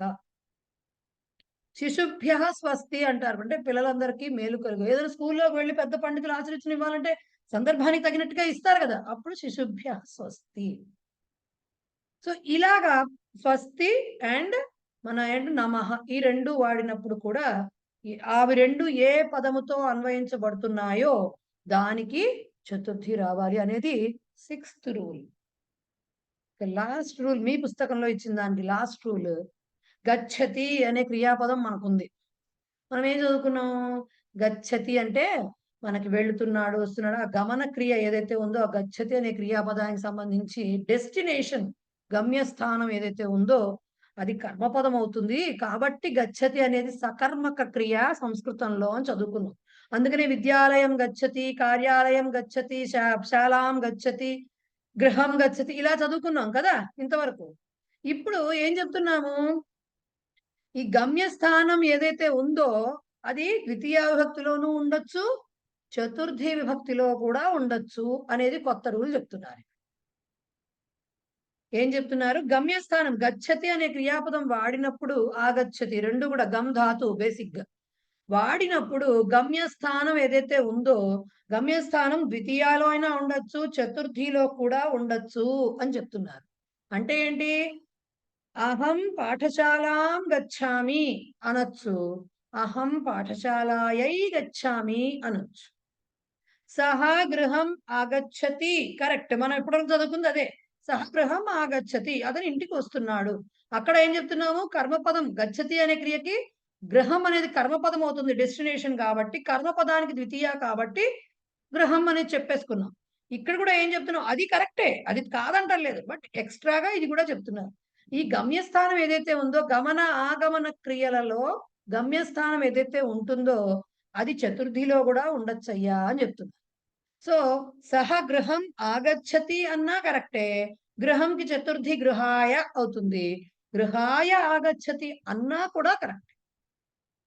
బట్ మనం ఏం చేస్తామంటే, నా సజెషన్ ఏం చెప్తూ ఉంటానంటే, ఎలాగో గచ్చతికి కర్మపదం అని చెప్పుకున్నాం కదా, గచ్చతిని దానికి పెట్టండి సో దట్ ఒక రూల్ గుర్తుపెట్టుకోవడం తప్పుతుంది కదా. కర్మ అది తప్పు కాదు కదా, అది కూడా కరెక్టే కదా అని చెప్తుంటా. బట్ యాక్చువల్గా అయితే గచ్చతి అని వాడినప్పుడు గృహాయ గచ్చతి అనొచ్చు, గృహం గచ్చతి అని కూడా అనొచ్చు, రెండు ఉన్నాయి ప్రయోగాలు. ఇది 7th రూల్. సో దదాతి యచ్చతి first rule, purpose of the action ఉద్దేశం క్రియ యొక్క ఉద్దేశం 2nd rule, 3rd rule transformation రూపాంతరం చెందటం 3rd రూల్, 4th రూల్ ఏమో ఏమిటది 4th రూల్, కోపం negative feelings 4th rule, 5th rule ఏమో రోచతే క్రియాపదం వచ్చినప్పుడు 5th రూల్, నమః స్వస్తి పదాలు వచ్చినప్పుడు అవి దేంతో అన్వయించబడుతున్నాయో దానికి చతుర్థి రావాలనే 6th రూల్, 7th రూల్ గచ్చతి ఆగచ్చతి అనే వచ్చే చోట్ల గమ్యస్థానం ఏది ఉందో దానికి కూడా చతుర్థి రావచ్చు అనేది 7th రూల్. ఇక్కడ వరకు అర్థమైందా? ఎస్ అర్థమైంది మేడం. హ్యాండ్ రైజ్ చేశారు మల్లీశ్వర్ గారు. మేడం ఇందాక నమః చెప్పారు కదా, నమో నమః అంటారు కదా, అంటే ఏంటంటే అది ఎప్పుడు నమో నమః అంటే అర్థం ఏంటి, నమః నమః అని 2 సార్లు చెప్పడం, నమస్తే నమస్తే అంటామే మనం అదనం. మేడం దీనికి సర్వే దానికి కూడా సరిపోతుందా ఇది మీరు చెప్పింది? సర్వే అన్నదానికి కూడా ఈ చతుర్థి వస్తూ ఉంటుంది కదా మన సంస్కృత పదాల్లో మంత్రాల్లో, సర్వేభ్య అంటారు, సర్వేభ్యో అంటారు కదా, అది కూడా చతుర్థియే కదా? చతుర్థి సర్వశబ్దానికి కూడా చతుర్థి విభక్తి సర్వేభ్య బహువచనం.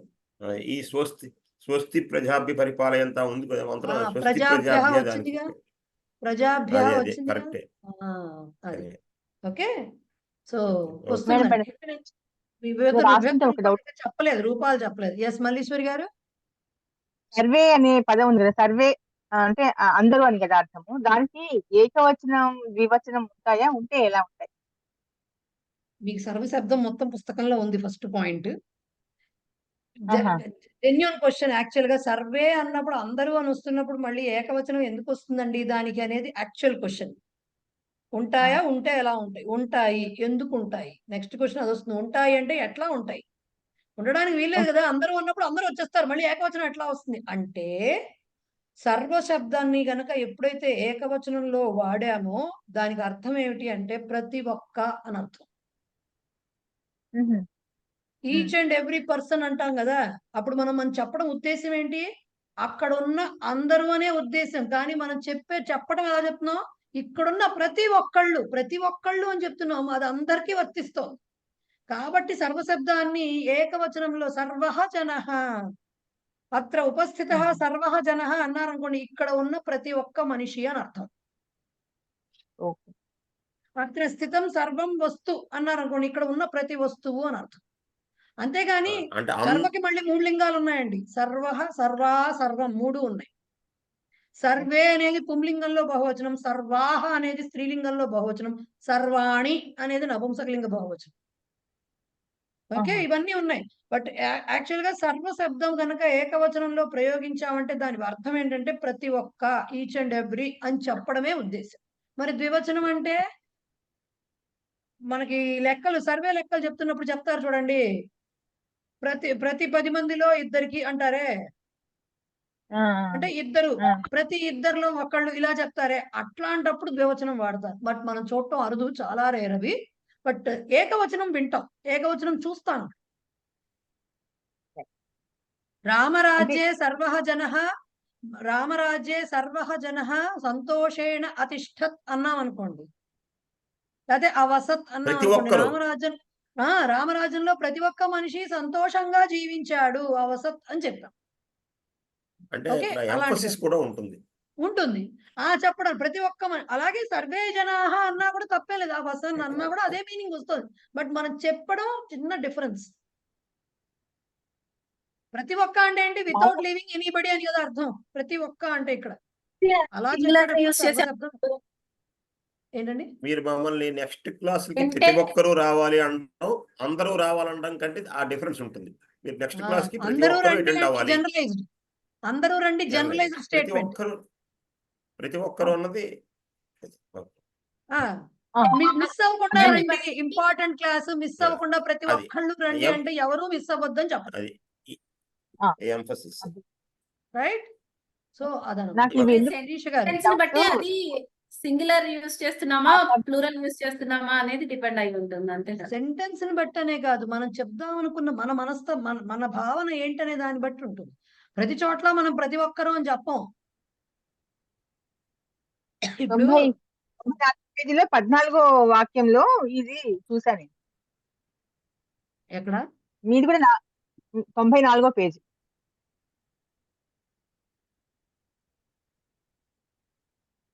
నేను రాసి పెట్టుకున్నాను, ఎందుకంటే మిమ్మల్ని అడగడానికి మళ్ళీ ఇబ్బంది అవుతుందని. సర్వే గీతం స్మరంతు దానికి ఏకవచనం ఎలా రాయాలి అని అర్థం కాక సర్వః గీతం స్మరతు అని రాయాలి. ఎన్నో పేజీ అండి? 94, మన 94వ పేజీ. తెలంగాణ పుస్తకమా? తెలంగాణ పుస్తకం. లెసన్ చెప్తాను, లెసన్ నెంబర్ చెప్తాను. ఇది 4th lesson. 4th lesson, 5th lesson. 5వ లెసన్ లో ఫస్ట్ స్టార్టింగ్ లో వాక్యాలు ఉంటాయి కదా, దాంట్లో 14వ వాక్యం. ఈ వాక్యాన్ని మూడు విధాలుగా రాస్తున్నాను. సర్వే గీతం స్మరంతు. బహువచనం ఎక్కడి నుంచి వస్తుందండి? ఏంటండి? ఏకకి బహువచనం ఎలా వస్తుంది?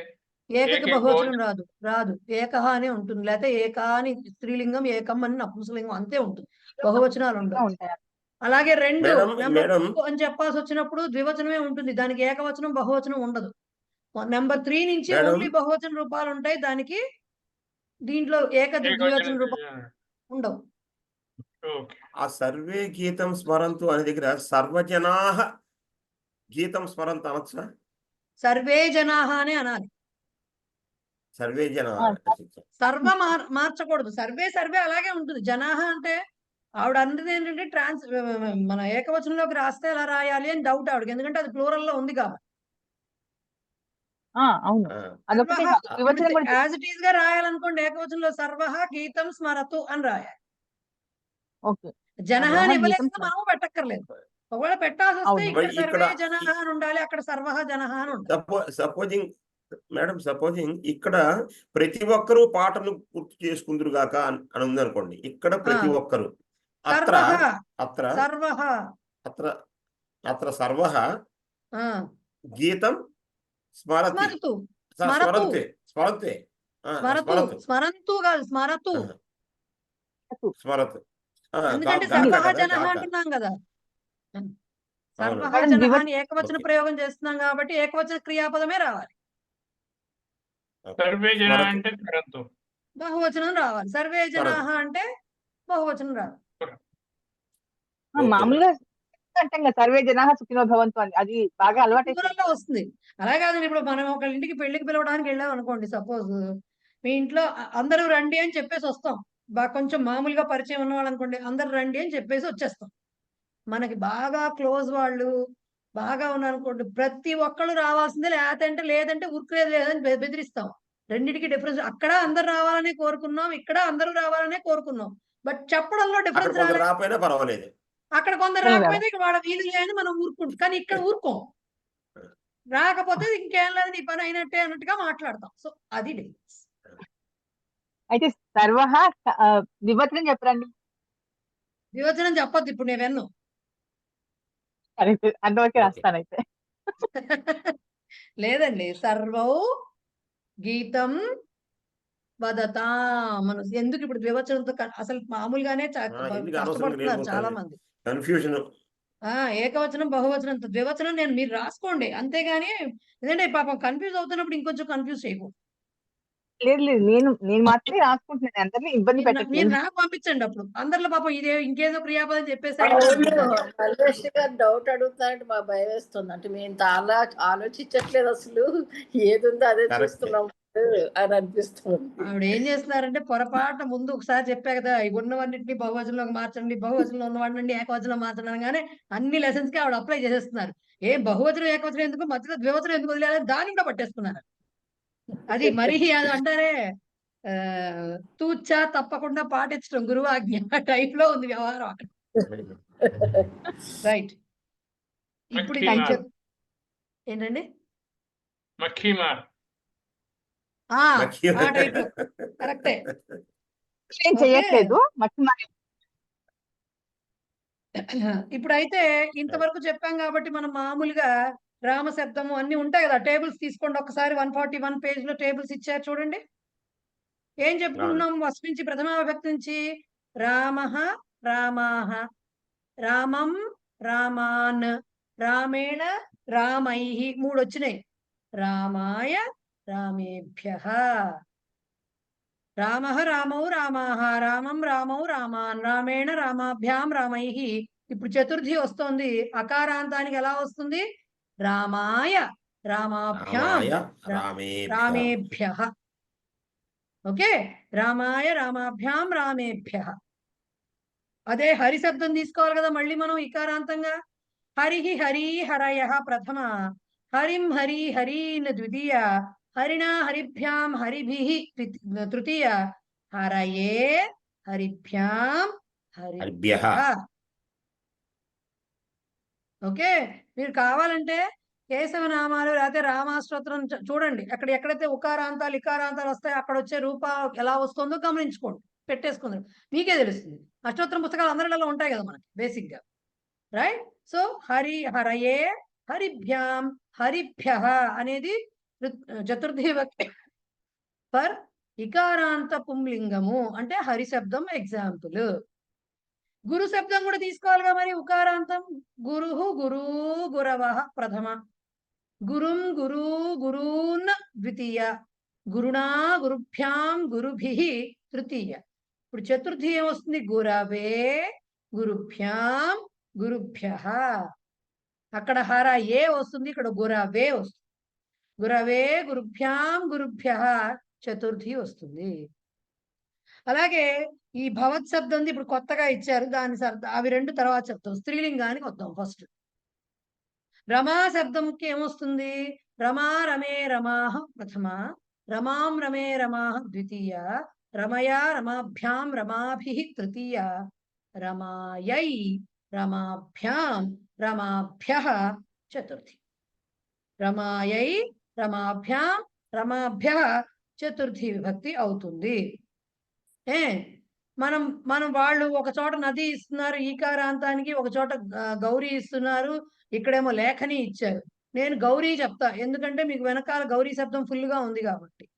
గౌరీ శబ్దం ఈకారాంత స్త్రీలింగ శబ్దానికి ఎలా వస్తుంది? గౌరీ, గౌర్యౌ, గౌర్యః ప్రథమ, గౌరీం, గౌర్యౌ, గౌరీః ద్వితీయ, గౌర్యా, గౌరీభ్యాం, గౌరీభిః తృతీయ, చతుర్థి ఏమొస్తుంది? గౌర్యై అని వస్తుంది. గౌర్యై, గౌరీభ్యాం, గౌరీభ్యః చతుర్థి వస్తుంది. అభ్యాం అనేది తృతీయ, చతుర్థి, పంచమికి ద్వివచనం మూడిటికి భ్యాం తోనే వస్తుంది. సో గౌర్యై, గౌరీభ్యాం, గౌరీభ్యః అనేది ఈకారాంత స్త్రీలింగ శబ్దానికి వస్తుంది. మతి శబ్దం ఇకారాంత స్త్రీలింగ శబ్దం, రైట్? మతిహి, మతిహి, మతి, మతయః, మత్యః అని వస్తుంది, రెండిట్లో ఏదైనా రావచ్చు.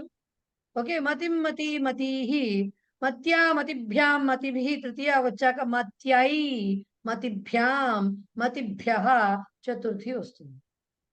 ఓకే, మత్యై, మతిభ్యాం, మతిభ్యః. ఉకారాంతంలో ధేను శబ్దం తీసుకున్నాం ఎప్పుడు? ధేను శబ్దం తీసుకున్నాం ఎప్పుడును? ధేను శబ్దం ఎలా వస్తుంది? ధేనవే, గురవేలానే వస్తుంది. ధేనవే, ధేనుభ్యాం, ధేనుభ్యః వస్తుంది. ఇంక సరిత్ అవన్నీ చెప్పారు, అవి పక్కన పెట్టండి, ప్రస్తుతం అవద్దు. నపుంసకలింగంలో మనం చెప్పుకున్నాం, అకారాంతం అయితే రామశబ్దాన్ని తృతీయ విభక్తి నుంచి ఫాలో అవుతుంది అన్నాం. సో అందుకనే మనకేమొచ్చింది? వనేన, వనాభ్యాం, వనైహి అని వస్తుంది. రామేణ, రామాభ్యాం, రామైహి లాగా తృతీయ. రామాయ, రామాభ్యాం, రామేభ్యః లాగానే వనాయ, వనాభ్యాం, వనేభ్యః అని చతుర్థి వస్తుంది. ఇంకా ఇకారాంతం దధి శబ్దం తీసుకుంటే దధ్నే, దధిభ్యాం, దధిభ్యః. మీకు పుస్తకంలో వారి శబ్దం ఇస్తారు మొత్తంగా, వారినే, వారిభ్యాం, వారిభ్యః అని వస్తుంది అక్కడ. వారినే, వారిభ్యాం, వారిభ్యః. మధు శబ్దం ఉకారాంతం గురవేలాగా మధునే అని వస్తుంది. మధునే, మధుభ్యాం, మధుభ్యః చతుర్థి విభక్తి వస్తుంది. మధు, మధుని, మధుని, మధు, మధుని, మధుని, మధునా, మధుభ్యాం, మధుభిః, తర్వాత మధునే, మధుభ్యాం, మధుభ్యః చతుర్థి వస్తుంది. ఇకపోతే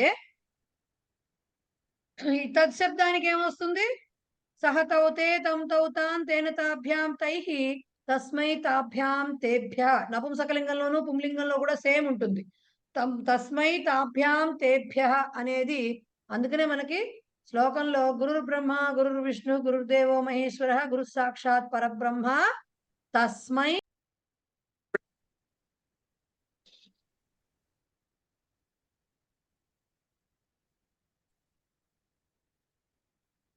సో తస్మై తాభ్యాం, తేభ్యః అనేది తత్శబ్దంలో పుంలింగానికి అండ్ నపుంసకలింగానికి కూడా సేమ్ వస్తుంది చతుర్థి.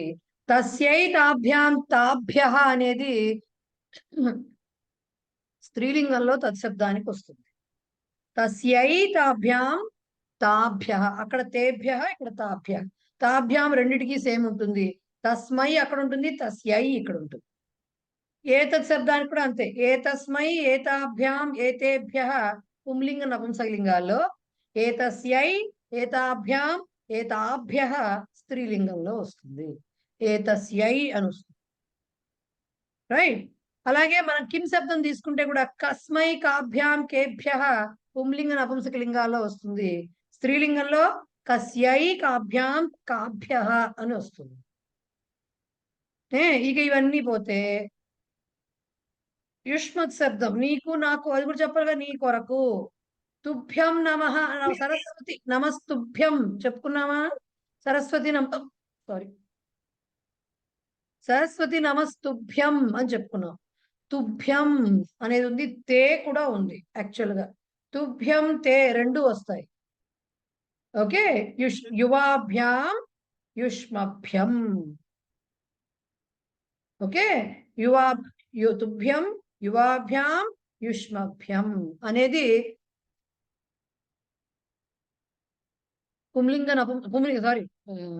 యుష్మత్ శబ్దంలో వస్తుంది.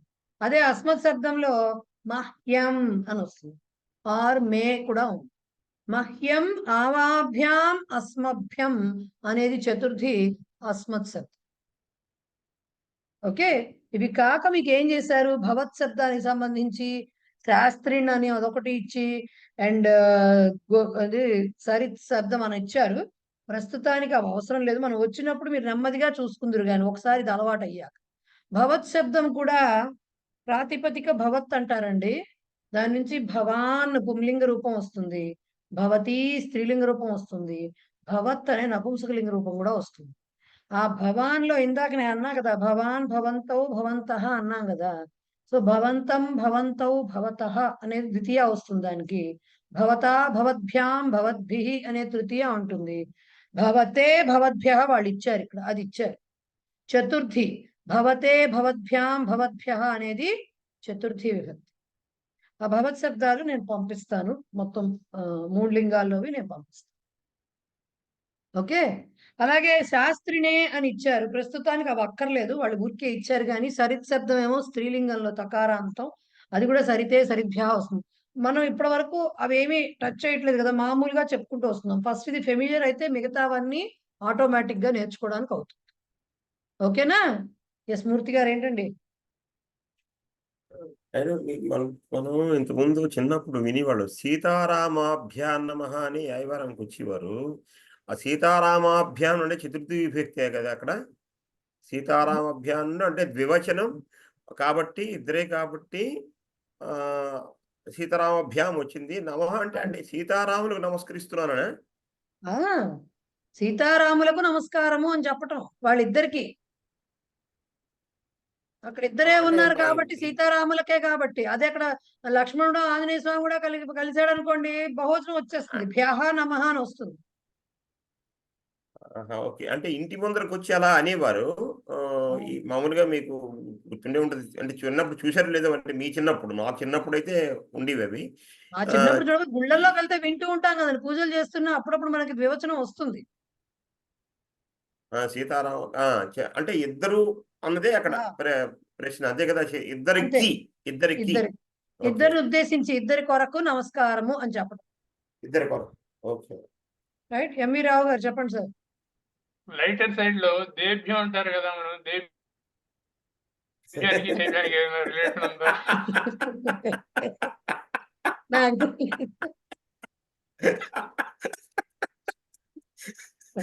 అంటే మామూలుగా తిట్టడంలో వీడి దేభ్యం అంటానండి. కరెక్టే ఎంవి రావు గారు చెప్పింది, కానీ సంస్కృతమో కాదో తెలియదు. ఇంతవరకు ఈ ఆలోచన కూడా నాకు ఎప్పుడు రాలేదు సార్. లేదు, తెలియదు సార్ నాకు అది. జస్ట్ లైటర్ సైడ్ లో చెప్పాను నేను. లేదు, నాకు అర్థమైంది. కాసేపు అది కూడా ఉండాలి. ఎంతసేపు సీరియస్ గా ఏం చెప్పేసుకుంటాం పర్వాలేదు, బట్ తెలియదు మనకి. ఏమో వచ్చిందేమో వెతకాలి ఇప్పుడు, అదేభ్యో ఎక్కడి నుంచి వచ్చిందో. అంటే ఎదురుకుండా ఇద్దరు గారు ఉంటే అలా అంటారేమో, ఇద్దరుండి. అబ్బే, అప్పుడు కూడా అనడానికి ఛాన్స్ లేదు. ఏమో మరి ఎందుకు వచ్చిందో. సరే చూడండి, వాక్యాలు చదువుతాను, దానికి అర్థాలు చెప్తూ ఎక్కడెక్కడ ఏ రూల్ అప్లై అవుతుందో చెప్తాను. తీయండి 139, పేజ్ నెంబర్ 139 నా పుస్తకంలో. అంటే ఈ టేబుల్స్ వచ్చే ముందరే వాక్యాలు మొదలైనాయి, అయిపోయినాయి. ఒక 24 వాక్యాలు ఇచ్చారు. చూడండి, ఒక్కొక్క వాక్యం చదువుతూ అర్థము, దానికి ఎక్కడ ఏ రూల్ వస్తోంది చెప్తాను. వైద్యః రుగ్ణాయ ఔషధం యచ్చతి. ఇక్కడ యచ్చతి వచ్చింది కాబట్టి ఫస్ట్ రూల్. యచ్చతి దదాతి వస్తే రావాలి కాబట్టి ఆ రూలు. ఎవరికి వైద్యుడు ఔషధాన్ని ఇచ్చాడు, ఎవరికి ఇచ్చాడు? రుగ్ణః, దానికి అది రామశబ్దంలానే ఉంటుంది కాబట్టి రామాయ లాగా రుగ్ణాయ, రుగ్ణాభ్యాం, రుగ్ణేభ్యః వస్తుంది. ఏకవచనం కాబట్టి రుగ్ణాయ, రూల్ నెంబర్ 1. ఓకే, అలాగే ధనికః నిర్ధనాయ ధనం యచ్చతు. ఏమండో దదాతి యచ్చతి అని మాత్రమే అన్నాం కదా అనుకోకూడదు. ఆ క్రియలు ఏ రూపంలో ఉన్నా కూడా, దత్తవంతః అన్నా కూడా దత్తవాన్ అన్న కూడా మీకు చతుర్థియే రా. అంటే ఆ క్రియ ఇవ్వడం అనే క్రియకి సంబంధించిన ఏ టైప్ ఆఫ్ క్రియ, ఏ లకార రూపం రావచ్చు. మొత్తం మనం చదువుకున్న 36 రూపాల్లో ఏ లకార రూపమైనా రావచ్చు, లేకపోతే ఇప్పుడే చదువుకున్న తవత రూపమైనా రావచ్చు, తర్వాత చదువుకోబోయే రూపం ఏదున్నా ఆ క్రియకి సంబంధిస్తోంది అంటే మాత్రం చతుర్థి రావాల్సిందే. ఓకే, సో యచ్చతు ధనిక నిర్ధనాయ ధనం యచ్చతు అంటే ధనికుడు నిర్ధనుని కొరకు ధనమును ఇచ్చుగాక అని చెప్పు. యచ్చతు ఈ పైనేమో యచ్చతి మామూలు లట్లకారము, యచ్చతు ప్రేరణ ఆజ్ఞా రూపంలో వచ్చింది. బట్ స్టిల్ నిర్ధన అనేది రామశబ్దంలో వస్తుంది. నిర్ధనుడికి ఇవ్వాలి కాబట్టి ధనం ఇచ్చాడు కాబట్టి, అంటే ఇచ్చుగాక అంటున్నాం కాబట్టి రెసిపియంట్ నిర్ధనుడు కాబట్టి నిర్ధనాయ రామాయ లాగానే వస్తుంది. ఫస్ట్ రూల్ రెండు ఫస్ట్ రూల్ కి. లేఖక పత్రికాయై లేఖం లిఖతు. Let the writer write the letter towards the magazine or for the magazine, to the magazine. అంటే ఇంగ్లీష్ లో కరెక్ట్ గా ఎగ్జాక్ట్లీ ఇట్లాగే అని చెప్పలేము, ఒకటే 2-3 రకాలుగా చెప్పచ్చు. బట్ పత్రికాయై లేఖక లేఖం లిఖతు ఇంతవరకు చదువుకున్న వాక్యం మనం. ఎవరి కోసం ఆయన ఎందుకు రాయడం, ఉత్తరం రాయడం యొక్క ఉద్దేశం ఏంటి? పత్రిక కోసం రాయాలి కాబట్టి పత్రిక అనేది స్త్రీలింగం కాబట్టి చతుర్థి రావాలి. పత్రికాయై purpose of the action. So ఇది సెకండ్ రూల్ కి ఎగ్జాంపుల్, రూల్ నెంబర్ 2. అలాగే కవయః కీర్త్యై కావ్యం లిఖంతు. కవులు కావ్యాలు రాస్తారండి. ఎందుకు? ఇదివరకు మహారాజా వాళ్ళ పోషకులు ఉండేవారు కాబట్టి వారికి అంకితం చేసో లేకపోతే వారికి వినిపించో వారి మన్ననలు పొందో ఏదో ఒకటి కీర్తి కోసం రాస్తారు. రాయుగాక అని చెప్పడం. ఇప్పుడు వీడు కవులు కావ్యం రాయడం యొక్క ఉద్దేశం ఏమిటి? కీర్తి. సో కీర్తి అనే దానికి మతిహి లాగానే వస్తుంది. కీర్తి మత్యై కాబట్టి కీర్త్యై అని వస్తుంది. ఇది కూడా సెకండ్ రూల్ కి example. Rule number 2. Next the స్త్రియ ఉద్యోగాయ స్పర్ధంతాం. లోట్లకారమే వచ్చింది. స్త్రీలు ఉద్యోగమునకు పోటీ పడుదురుగాక. Okay, let the women compete for the jobs or job. So ఇక్కడ వాళ్ళు పోటీ పడాలట. దేనికోసం పోటీ పడాలి? వాడు పోటీ పడడానికి ఉద్దేశం ఏమిటి? ఉద్యోగం. సో ఉద్యోగాయ అని, ఉద్యోగం అనేది ఉద్యోగ పుంలింగ శబ్దం. సో ఉద్యోగాయ రామాయ లాగానే వస్తుంది. చతుర్థి విభక్తి రావాలి. ఇది కూడా పర్పస్ ఆఫ్ ద యాక్షన్. ఇది కూడా రూల్ నెంబర్ 2 కి exam. First 2 sentences rule number 1, తర్వాత 3 సెంటెన్సెస్ రూల్ నెంబర్ 2. ఇప్పుడు వస్తున్నాయి చూడండి. ఐశ్వర్యం అహంకారాయ భవతి. ఐశ్వర్యము అహంకారము కోసమే అవుతుంది అన్నప్పుడు అహంకారం ఇది రూపాంతరం చెందుతోంది. ఐశ్వర్యం అహంకారం కింద మారుతోంది కాబట్టి అహంకార శబ్దానికి చతుర్థి అహంకారాయ కాబట్టి అది రాశాము. ఇది రూపాంతరం ట్రాన్స్ఫర్మేషన్ కాబట్టి థర్డ్ రూల్ కి ఎగ్జామ్. శక్తి పరపీడనాయ భవతి. శక్తి ఉన్నవాడు ఏం చేస్తాడంటే అవతలవాడు పాపవాడు ఏం చేయలేడు కాబట్టి బలహీనుడిని కొడుతూ ఉంటాడు. అంతే కదా, ఎప్పుడైనా అంతే కదా. చిన్న చేపను పెద్ద చేప టైప్ లో ఎప్పుడు ఆ ఇది ఉంటుంది ఎప్పుడు కూడా. సో పరపీడనాయ భవతి. ఎప్పుడు పవర్ ఉందంటే చేతుల్లో ఆ శక్తి ఉంది అంటే అది పరపీడనం కోసమే. సో వాడి శక్తి ఏమవుతోంది? మంచి పనులకు ఉపయోగించట్లే, అది పరపీడనం కింద రూపాంతరం చెందుతోంది. సో పరపీడనాయ భవతి. పీడనం, పరపీడనం అనేది నపుంసకలింగం. పీడనం. ఓకే, పీడనాయ భవతి. విద్యా వివాదాయ మా భవతు. ఎందుకు చదువుకున్నావు అని తిడుతూ ఉంటాం. చదువుకుంటే మూర్ఖంగా వాదించకూడదు అని చెప్పడం. వివాద అంటే ఏంటి? ఆర్గ్యుమెంట్. నువ్వు డిస్కస్ చేయాలి. ఒక లెవెల్ వరకే వివాదం, అంత లెవెల్లో కాకూడదు. అంటే డిస్ప్యూట్ లాగా అవ్వకూడదు. రైట్? కొంతవరకు డిస్కస్, తర్వాత కొంతవరకు ఆర్గ్యూ చేయొచ్చు. ఇంకా మూర్ఖుడు ముందర చెప్పినా వినడానికి నోరు మూసి కూర్చోవాలి ఎప్పుడు చదువుకున్నవాడు. సో విద్య, నీకున్న చదువు అనేది అనవసరమైన గొడవల్లోకి వెళ్ళకూడదు. వివాదాలకు తావివ్వరాదు. నెగేషన్ వచ్చింది, మా భవతు అన్నారు. అలా అవ్వకూడదు. అంటే విద్య వివాదాల కోసం అవ్వకూడదు. విద్య అనేది నాలెడ్జ్ కాబట్టి దాన్ని సదుపయోగం జరగాలి. సో ఇక్కడ విద్య ఎలా రూపాంతరం చెందొద్దు అని చెప్తున్నారు? రూపాంతరమే, ట్రాన్స్ఫార్మ్ అవ్వకూడదు అని చెప్తున్నారు. సో మా భవతు అని చెప్పేశారు. ఆ మాతో ఆ నెగేషన్ వచ్చేసింది. బట్ దేనిలాగా? వివాద, దానికి చతుర్థి రావాలి కాబట్టి వివాదాయ. ఇది 3, 6, 7, 8 కదా. అట్లాగే కల్పతాం, విద్యా జ్ఞానాయ కల్పతాం. యాక్చువల్ గా భవతి, కల్పతే, జాయతే ఈ 3 వెర్బ్స్ వస్తే అప్పుడు కూడా ఏమవుతుందంటే ఈ చతుర్థి విభక్తి వస్తుంది అనేది ఒక రూల్.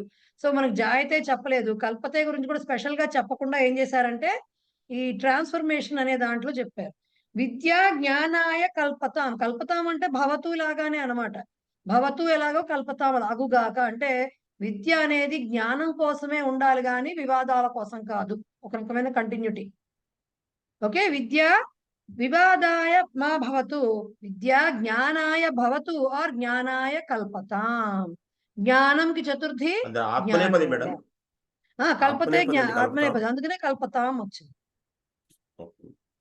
ఓకే, సో ఇది మీకు ఎన్ని వాక్యాలు? ఐశ్వర్యము, శక్తి, విద్య, విద్య 4.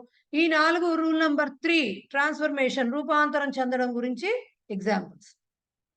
తర్వాత చూడండి, లక్ష్మీ పండితాయ అసూయతి. ఒకటి అంటూ ఉంటారు పెద్దవాళ్ళు, మరి ఎంతవరకు కరెక్టో తెలీదు. లక్ష్మీ సరస్వతి ఒక చోట ఉండరు అంటూ ఉంటారు. లక్ష్మి చంచలమైన స్వభావం ఉన్నది, విద్య ఒకసారి నేర్చుకుంటే మర్చిపోం, ఇట్లా అంటూ ఉంటారు. అందుకని పండితుల దగ్గర ఏమంటారు, లక్ష్మీదేవి ఉండదు. ఎందుకంటే సరస్వతీదేవి అక్కడ ఉంటుంది కాబట్టి లక్ష్మీదేవి ఉండదని చెప్తూ ఉంటారు. సరదాగా చెప్పనండి, వేరే ఉద్దేశంలో చెప్పనండి, ఎలా చెప్పనివ్వండి. ఇక్కడ వాళ్ళు లక్ష్మీ అంటే లక్ష్మీదేవి పండితాయ అసూయతి, పండితులు అంటే కోపంట ఆవిడ, అసూయ పడుతుంది ఆవిడ. సో ఇప్పుడు ఎందుకు అసూయ ఫీలింగ్ లక్ష్మికి ఎవరి పట్ల ఉంది? పండితుడి పట్ల ఉంది. కాబట్టి పండిత శబ్దానికి చతుర్థి రావాలి, పండితాయ. ఇది నెగటివ్ ఫీలింగ్స్ మనం చెప్పుకున్నాం కదా, కృధ్యతి, కుప్యతి, అసూయతి, దృహ్యతి, వాటిల్లో వస్తుంది అనమాట. Rule number 4 negative feelings. అలాగే త్వం చతురాయ అసూయసి, నీకు తెలివిగలవాడంటే అసూయ, అసూయ పడుతున్నావు నువ్వు వాడిని చూసి అన్నప్పుడు, చతురహ అంటే వాడు ఇంటెలిజెంట్ ఫెలో కాబట్టి వాడిని చూసి నీకు అసూయ పడుతున్నావు నువ్వు. You are jealous of that intelligent person. So నీకు అసూయ ఎవరి పట్ల కలుగుతుంది? చతురుడి పట్ల కలుగుతుంది. చతురహ రామశబ్దంలానే. సో చతురాయ, అసూయ వాడి పట్ల కలుగుతుంది కాబట్టి చతురాయ. నృపతయ శత్రుభ్య కుప్యంతు. నృపతయ రాజులు, శత్రుభ్య కుప్యంతు. కుప్యంతు అంటే కుప్యతు, లోట్లకారంలో చెప్పారు. కుప్యతి ఏ లకారంలోనే ఉండొచ్చు. కుప్యంతు దానికి బహువచనం వచ్చింది. అంటే రాజులు కోప్పడుదులు గాక. ఎవరిని? శత్రువులను. మన భాషలో శత్రువులను, కానీ ఎవరి పట్ల వాళ్ళకి ఆ కోపభావం ఉంది? శత్రువుల పట్ల. కాబట్టి శత్రు గురు శబ్దంలో వస్తుంది. గురవే గురుభ్యాం గురుభ్య లాగా శత్రవే శత్రుభ్యాం శత్రుభ్య. సో చతుర్థి బహువచనం. ఓకే, పూతన హరయే కుప్యతి. హరి శబ్దానికి హరయే కదా. ఓకే, హరి శబ్దానికి హరయే. సో పూతనకి హరి అంటే విష్ణు, కృష్ణుడే కదండి, అయితే విష్ణుమూర్తి. ఎవరన్నా సరే ఈ రాక్షసులకి విష్ణుమూర్తి అంటే పడదు కదా బేసిక్ గా. సో పూతన హరయే కుప్యతి. ఓకే, ఆ కుప్యతి ఆ భావన హరి పట్టుంది కాబట్టి హరయే చతుర్థి వచ్చింది. శిష్య గురవే దృహ్యతి. శిష్యుడు గురువు గారి పట్ల ద్రోహం చేస్తున్నాడు. దృహ్యతి వచ్చింది. ఎవరి పట్ల? గురువు. సో గురవే అని చతుర్థి వచ్చింది. అట్లాగే విక్రయిక గ్రాహకాయ దృహ్యతి. విక్రయిక అంటే అమ్మేవాడు, అంటే షాప్ కీపర్. గ్రాహకుడు అంటే కన్స్యూమర్, కస్టమర్. ఓకే, గ్రాహకాయ దృహ్యతి అంటే జనరల్ గా మనం అందరం మోసపోయే వాళ్ళమే కదా బేసిక్ గాను. ఎక్కడో అక్కడ మోసపోతాం. షాపులకు వెళ్ళామంటే ఏదో అదని చెప్పిదో ఇదని చెప్పిదో మన 3 రకాల యూట్యూబ్ వీడియోలు కూడా వస్తుంటాయి అట్లాంటివి. సో గ్రాహకాయ అంటే ఈ ఆపణికుడు, అంటే షాప్ వాడు, అమ్మేవాడు ఏం చేస్తున్నాడు? కొనేవాడి పట్ల ద్రోహం చేస్తున్నాడు. వాడి పట్ల కాబట్టి ఏమన్నారు? గ్రాహక, గ్రాహకాయ వచ్చింది. సో లక్ష్మీ పండిత అంటే 10, 11, 12, 13, 14, 15 వాక్యాలు, 6 వాక్యాలు. రూల్ నెంబర్ 4 నెగటివ్ ఫీలింగ్స్ కి వస్తాయి ఎగ్జాంపుల్స్. నెక్స్ట్ రోచతే కదా 5th రూల్. మోదకం తుభ్యం రోచతేవా. నీకు ఇష్టమేనా మోదకం అంటే? నీకు రుచిస్తుందా అని అడగడం అనమాట. తుభ్యం, తుభ్యం యువాభ్యాం యుష్మభ్యం. తుభ్యం చతుర్థి ఫర్ యుష్మత్ శబ్దం. యుష్మత్ శబ్దం. ఓకే, మోదకం తుభ్యం రోచతేవా. అలాగే పుష్పాణి తరుణీభ్య రోచంతే. తరుణులకి అంటే ఆడవారికి పువ్వులు అంటే ఇష్టం, రుచిస్తాయి. సో ఇక్కడ తరుణీభ్య పుష్పాణి రోచంతే, పుష్పములు రుచిస్తాయి. ఎవరికి రుచిస్తాయి? తరుణీలకు. కాబట్టి తరుణులకు తరుణీభ్య, గౌరీభ్య లాగా తరుణ్యై, తరుణీభ్యాం, తరుణీభ్య అని వస్తుంది. రైట్. నెక్స్ట్ సంస్కృతాభ్యాస మహ్యం బహు రోచతే. సంస్కృతాభ్యాసం నాకు చాలా ఇష్టం, అంటే నాకు చాలా రుచిస్తుంది. మహ్యం ఆవాభ్యాం అస్మభ్యం. మహ్యం అస్మత్ శబ్దానికి చతుర్థి విభక్తి. ఓకే, మహ్యం బహు రోచతే, చాలా రోచతే వచ్చింది. అలాగే ఇక్కడ పుష్పాణి బహువచనం వచ్చింది కాబట్టి రోచంతే అని బహువచనం వచ్చింది. పైన మోదకం వచ్చింది కాబట్టి రోచతే ఏకవచనం వచ్చింది. కింద సంస్కృతాభ్యాస అనేది కూడా ఏకవచనమే కాబట్టి రోచతే అనే వచ్చింది. ఓకే, అలాగే ఈ 3 దానికి రోచతే. 5th రూల్ కి ఎగ్జాంపుల్స్. 6th రూల్ ఏంటి? నమః స్వస్తి. వరుసగా చెప్తున్నారు. గురవే నమః, నారాయణాయ నమః. చతుర్థి అగ్నయే నమః. మండపారాధన చేస్తుంటే సత్యనారాయణ లాంటివి ఏమన్నా చేసుకుని అన్ని చెప్తారు కదా. అరుణయే నమః, అగ్నయే నమః అని చెప్తారు, అరుణాయ నమః అనుకుంటూ. సో అగ్నయే నమః. అలాగే శృత్యై నమః, వేదమునకు నమస్కారము. శృత్యై మతి శబ్దం లాగా వస్తుంది. స్వస్తికి చెప్తున్నారు, ప్రజాభ్య స్వస్తి, సర్వేభ్య స్వస్తి, శిశుభ్య స్వస్తి.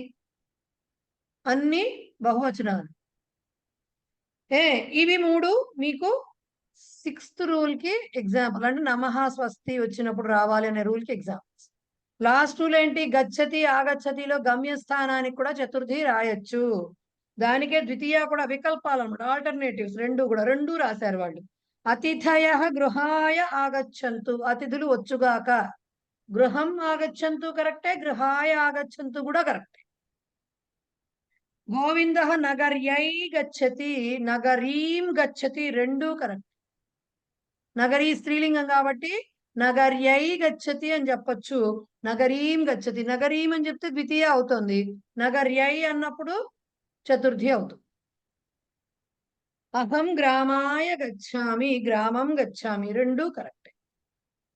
ఓకే, ఇవి మీకు చతుర్థి విభక్తికి సంబంధించినటువంటి రూల్స్. ఫైనల్ గా ఒకసారి చూస్తే మనం ఒక్కసారి మళ్ళీ ఏమేం చెప్పుకున్నామని చూస్తే,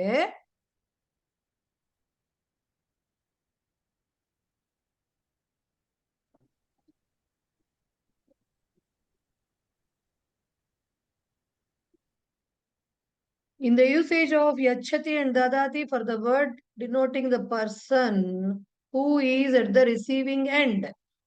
ఓకే, అర్థమవుతుంది కదా అందరికి? ఎవరైతే గ్రహిస్తున్నారో వారికి యచ్చతి దదాతి క్రియాపదాల్లో వాడినప్పుడు అవి ఏ లకారాల్లో అయినా ఉండొచ్చండి. యచ్చతు అని ఉండొచ్చు, దదాతు ఉండొచ్చు, దత్తవాన్ ఉండొచ్చు, దత్తవంత ఎలా అయినా ఉండొచ్చు, అయచ్చత్ ఉండొచ్చు, అదదాత్ ఎలా అయినా ఉండొచ్చు. బట్ అవి వచ్చినాయంటే మాత్రం ఉండాలి. వైద్య, అదే మీ ఎగ్జాంపుల్స్ అక్కడ ఇచ్చాను నేను. For the purpose of the action, 2nd rule, ఉద్దేశ్యం. లేఖక పత్రికాయై లేఖం లిఖతి. మీ ఎగ్జాంపుల్స్ నేను కొత్తగా ఏమి ఇవ్వలేదు. ఫర్ ట్రాన్స్ఫర్మేషన్, అహంకారాయ భవతి, ధనం అహంకారాయ, ఆర్ ఐశ్వర్యం అహంకారాయ భవతి. For the word denoting the person towards whom there are negative feelings. ఎవరికి ఉంటాయో నెగటివ్ ఫీలింగ్స్ ఎవరి పట్ల? లక్ష్మీ పండితాయ అసూయతి. ఓకే, ఇవన్నీ కూడా మనము చెప్పాము ఇందాక చదివిన వాక్యాలే. ఇన్ ద యూసేజ్ ఆఫ్ రోచతే, for the word denoting the person whose likes are to be discussed. ఎవరి ఇష్టాల గురించి మాట్లాడుతున్నామో వాళ్ళ గురించి. సో బాలికాయై మధురం రోచతే, మధురం రోచతే. ఇన్ ద యూసేజ్ ఆఫ్ నమః స్వస్తి, అవే రాశాను నేను కూడా. గురవే నమః, ప్రజాభ్యా స్వస్తి. For the destination, in the usage of verbs, గమ్యస్థానం. సో సేమ్ అవే. మిత్రం నగరీం గచ్చతి, మిత్రం నగర్యై, 2 రాయొచ్చు అనేది మీకున్న ఎగ్జాంపులే ఇచ్చాను నేను. ఓకే, సో ఇది మీకు చతుర్థి విభక్తి నియమాలు, దానికి సంబంధించిన రూపాలు. ఓకే, క్లియరా? అర్థమైనాయా? మేడం ఒక డౌట్ అండి. చెప్పండి. ఇక్కడ పుష్పాణి తరుణీభ్యః రోచంతే అన్నాం కదా. రోచంతే అనేది క్రియాపదం అంతేనా? రోచంతే అనేది క్రియాపదమా? క్రియాపదం. రోచతే, రోచేతే, రోచంతే బహువచనం అది. క్రియాపదం కాబట్టి అది దేన్ని అనుసరిస్తుంది? ఇప్పుడు ఈ చతుర్థి విభక్తిలో ఉన్న పదాన్న లేకపోతే ఈ పుష్పాణిని? పుష్పాణి. సో సబ్జెక్ట్ ప్రథమ విభక్తిలో ఉన్న దాన్ని అనుసరిస్తుంది. రోచంతే, పుష్పాణి రోచంతే. పుష్పాణి రోచంతే అంటే రుచిస్తున్నవి. ఏమి రుచిస్తున్నవి? రుచిస్తున్నవి దేనికి అస్తి అంటే కహ అస్తి అన్నట్టుగానే రోచంతే కాని రోచంతే పుష్పాణి. పుష్పాణినే వస్తుంది. ఓకే, ధన్యవాదాలు. టైం ఎంత అయింది? 4:45. ఓకే, ఫైన్, చెప్దాం. ఓకేనా అండి? క్లియరా? ఇంతవరకు అర్థమైనాయా? రూపాలు చదువుకోవాలి. అర్థమైంది మేడం. ఎస్ రావు గారు చెప్పండి సార్, ఏమైనా డౌటా? ఓకే మేడం ఇట్లా డౌట్ రావాలి అంటే మా అన్నారండి ఇందాక మేడం. మా అని అన్నారు. మా అని నా బదులు వాడారు. అది మిథ్యా వివాదాయ మా భవతు, మా భవతు అని. అంటే మా అంటే నా అని అర్థం అండి. నా భవతు. ఇప్పుడు నా అనేదంటే నాట్ అనే దాంట్లో నా వాడతామండి. డోంట్ డూ దట్ అని చెప్పేటప్పుడు మా వాడతాం.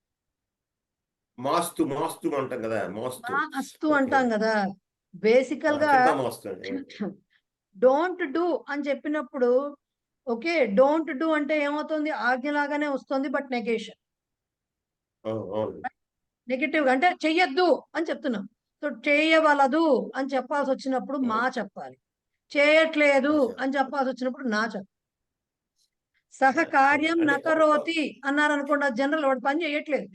He's not working or he does not work. కానీ ఇదేంటి? Generalized statement. అంటే ఎవరు కూడా ఆ పని చేయకూడదు. యూనివర్సల్ గా చెప్పాల్సింది అనమాట.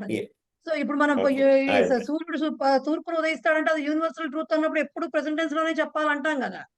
సో ఎప్పుడు కూడా మా వాడినప్పుడు పక్కన వాడే క్రియాపదం ఎప్పుడు కూడా లోట్లో ఉండాలి. అంటే ఆజ్ఞ అంటే ఎవరు కూడా చేయకూడదు ఆ పని. ఎవరికి కూడా వివాదాయ మా భవతు. విద్య అనేది ఎవరి విషయంలో కూడా అది జరగకూడదు. సో అలాంటి టైంలో మా రాయాలి. ఓకేనా? తర్వాత మేడం నృపతయ శత్రుభ్యః కుప్యంతు కోపిస్తున్నాడు. అయితే శత్రుభ్యః అనేది గురువు శబ్దానికి సంబంధించి అలా ఉంటుందని అన్నారు కదా.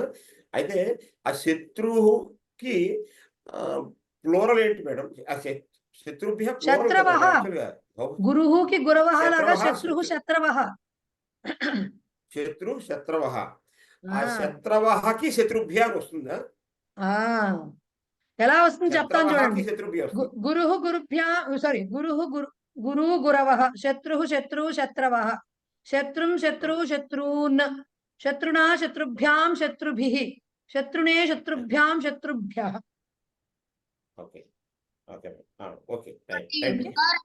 మీకు ఎందుకు డౌట్ వచ్చిందో నేను చెప్తా. త్రూ కనపడుతోంది కాబట్టి పితృలా రాకూడదా అనేది డౌట్. కానీ కాదు, శత్రుహు అనేది ఉకారాంత పుంలింగ శబ్దమే కాబట్టి గురు శబ్దాన్నే ఫాలో. మేడం నాకు ఎలా డౌట్, ఎందుకు డౌట్ వచ్చింది కూడా మీకు అర్థమైపోతుంది మేడం. 6వ బ్యాచ్ చెప్తున్నా అండి, ఆ మాత్రం అర్థం అవద్దా? 6వ బ్యాచ్ చెప్తున్నప్పుడైనా అర్థం అవద్దా? అట్లీస్ట్ మా సంతోషం అట్లీస్ట్ వీడు చూస్తున్నాడని తెలుస్తుంది మీకు. లోపలికి వెళ్ళి చూస్తున్నారో అర్థమవుతుంది కదా మీకు. మరి మళ్ళీ నెక్స్ట్ క్లాస్ లో దీనికి సంబంధించిన డౌట్స్ వస్తాయి మేడం నాకు. ఎందుకంటే ఇప్పుడు అభ్యాసం చేస్తాను కాబట్టి ఖచ్చితంగా డౌట్స్ వస్తాయి. ఎందుకు రావు? వస్తూనే ఉంటాయి డౌట్స్. మొదలు పెట్టినప్పటి నుంచి డౌట్లు వస్తూనే ఉంటాయి, రావని కాదు. శత్రు ఉకారాంత పుంలింగమా మేడం? ఉకారాంత పుంలింగ శబ్దం అండి శత్రుహు అనేది. ఇట్లా పితృ శబ్దం లాగా కాదు అది. పితృకి పితా వచ్చినట్టు శత్రుకి శత అని రాదు. పితృ రుకారాంత పుంలింగం. ఏకవచనం పితృ. బాబోయ్, పితృ రుకారాంత పితా ఏకవచనం. పితృవః రాదు. పితా పితరౌ పితరః అని వస్తుంది. పితా పితరౌ పితృః. ఓకే, పితరః.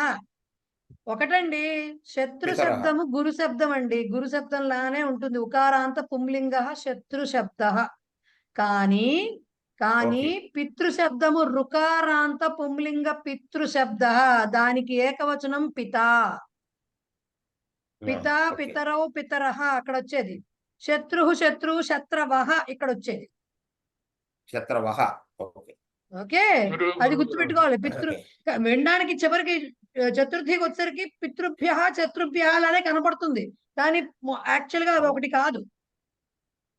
మూర్తి గారు గురు శబ్దం అంటే కింద చతుర్థి రాశారండి కూడా. విభక్తిలోకి శత్రవః అన్నది చతుర్థి విభక్తిలోకి వచ్చేసరికి శత్రుభ్య అయిపోతుంది. అంతే మరి, బహువచనం కదా. కానీ అలా అవును. చెప్పాం కదా, చెప్పేటప్పుడు ఎలా చెప్తాము? శత్రుభ్య అంటే ఏంటంటే ఉకారాంత పుంలింగ శత్రు శబ్దస్య చతుర్థి బహువచనం అనే చెప్తాం, కానీ శత్రవహాకి శత్రుభ్య వస్తుందని చెప్పం. ఓకే. ఓకే. అక్కడే శత్రు గ్యాప్ శబ్దంలో వచ్చింది. చతుర్థి రైట్. బహువచనం అని మాట్లాడతాం, కానీ జస్ట్ టర్మినాలజీ డిఫరెన్స్. శత్రు శబ్దంలో చతుర్థి బహువచనం అని మాట్లాడతాం, కానీ శత్రవహాకి బహువచనం చతుర్థిలో అని చెప్పం. అది ఇందాక అర్థం మీరు చేసుకోవడం. మేడం ఇందాక మీరు శత్ర అని రాసేటప్పుడు తా కింద రావత్ రాస్తామా రుకారం రాస్తామా? దేనికండి? శత్రవహ అన్నాం కదా, దానికి తా తెలుగులో కింద రుకారం సంస్కృతంలో అడుగుతున్నారా? సంస్కృతంలోనే మేడం. శత్రవహ త్ర సంయుక్తాక్షరం త్రా తెలుసు కదా, త్రా వహ అంతే. రుకారం కాదు. ఓకే, రుకారం కాదు. రుకారం రాస్తే శత్రువహ అవుతుంది, శత్రవహ ఎలా అదే. అవుతుంది? అదే డౌట్ వచ్చింది. మేడం ఇందాక దృహ్యతికి ఇందాక దాంట్లో పుస్తకంలో వాడు ఏం రాశాడంటే దా రాసి రేఫ రాసి దానికి ఇలా రాశాడండి, ఉకారం పెట్టాడు. అలా కాకుండా రుకారం ఇలా పెట్టచ్చు కదా. రుకారం కొన్నింటికి ఏవో రూల్స్ ఉంటాయండి, వాటికి కొన్నింటికి అట్లా పెట్టరు. ఎగ్జాంపుల్ ఈ శత్రు శబ్దానికి ఒకదానికి కూడా అంతే. నేను చాలా చోట్ల చూశాను, దాని రూల్ ఏంటో నాకు తెలియలేదు కానీ, బట్ కొన్నింటికి దృహ్యతికి ఇట్లాగే రాస్తారు. ఇది రాయరు, ఇటు దృహ్యతికి దా పక్క రాసి రేఫ రాసి క్రావడి పెట్టి ఉకారం ఊ మాత్రమే ఇస్తారు. ఇలా ఆ, దృష్టువాలో రాయరు, అది రాయట్లేదండి, అదే చూస్తున్నాం. రాయరు అది రాయరు, ఇట్లాగే ఓకే. రాస్తారు. అది దానికి ఏదో ద్రోహము రూల్స్ ఉంటాయి, మనకు అంత తెలియదు కదా. ద్రోహము అనే పదం కదా, ద్రోహము అన్నప్పుడు దా కింద రావత్తు రాస్తాం కాబట్టి అలా వస్తుంది. అది కావచ్చు. ద్రోహము అనేది తర్వాత వచ్చిన మాట అండి. ద్రోహం నుంచి దృహు రాలేదు, దృహు ధాతు నుంచి ద్రోహం వచ్చింది. మనం తెలియడం కోసం చెప్తున్నాను మేడం. మనం గుర్తు పెట్టుకోవడానికి, ఎస్, మనకు తెలియడానికి అనేది రాస్తాం కాబట్టి ఇక్కడ అలా వస్తుంది అని చెప్తున్నాను, తెలుసుకోవడానికి కోసం. అదే మనకి గుర్తు పెట్టుకోవడానికి కరెక్ట్ పద్ధతి. మేడం ఇందాక మీరు ప్రాతిపదిక అన్నారు కదా, రామ శబ్దానికి రామ ప్రాతిపదిక, హరి శబ్దానికి హరి ప్రాతిపదిక. అయితే రామ అనే లాగా ఉండే శబ్దాలు అన్నిటికీ రామ అనేది ప్రాతిపదిక అవుతుందా, లేకపోతే ఏ శబ్దానికి అదే ప్రాతిపదిక? కృష్ణ శబ్దానికి కృష్ణే ప్రాతిపదిక అవుతుంది. ముకుందే అవుతుంది ప్రాతిపదిక. రామ శబ్దం ప్రాతిపదిక అని చెప్పి కృష్ణ శబ్దం విభక్తులు రాయలేరు కదా మీరు.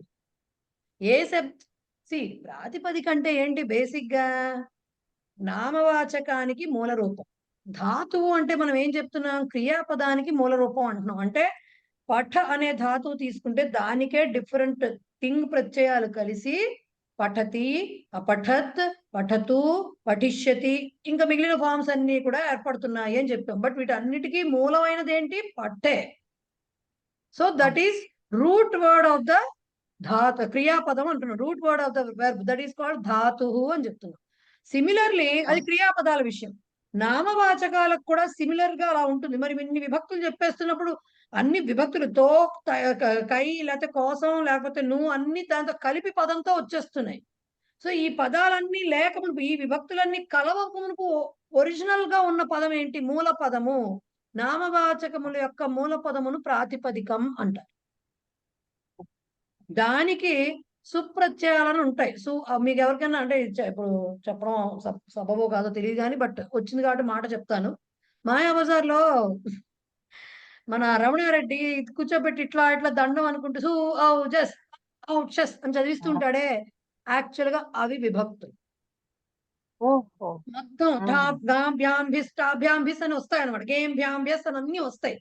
అవి విభక్తులు, అవి సుప్రత్యయాలు అంటారు వాటిని. విభక్తులు అంటే ఏంటి? సుప్పు ప్రత్యయాలు. తోటి మిగిలిన అంటే వస్సు ఔజస్ సు తోటి స్టార్ట్ అవుతుంది, చివరికి సప్తమి బహువచనంకి వచ్చేసరికి అది పాతోటి ఎండ్ అవుతుంది. సో సుప్పు ప్రత్యయాలు అంటారు వాటి. అవి మొత్తం 21 ప్రత్యయాలు. ఎప్పుడైతే ఈ నామవాచక ప్రాతిపదిక ఏదైతే ఉందో ఆ ప్రాతిపదికకి ఈ 21 రూపాలు కలిసినప్పుడు వచ్చేదే శబ్ద రూపం. ఓహో. కలవడం రామ అనే దానికి ఒక సుప్పు ప్రత్యయం కలిగితే రామహ అని వచ్చింది. సుప్రత్యయాలన్నీ మనకు అనవసరం ఇప్పుడు.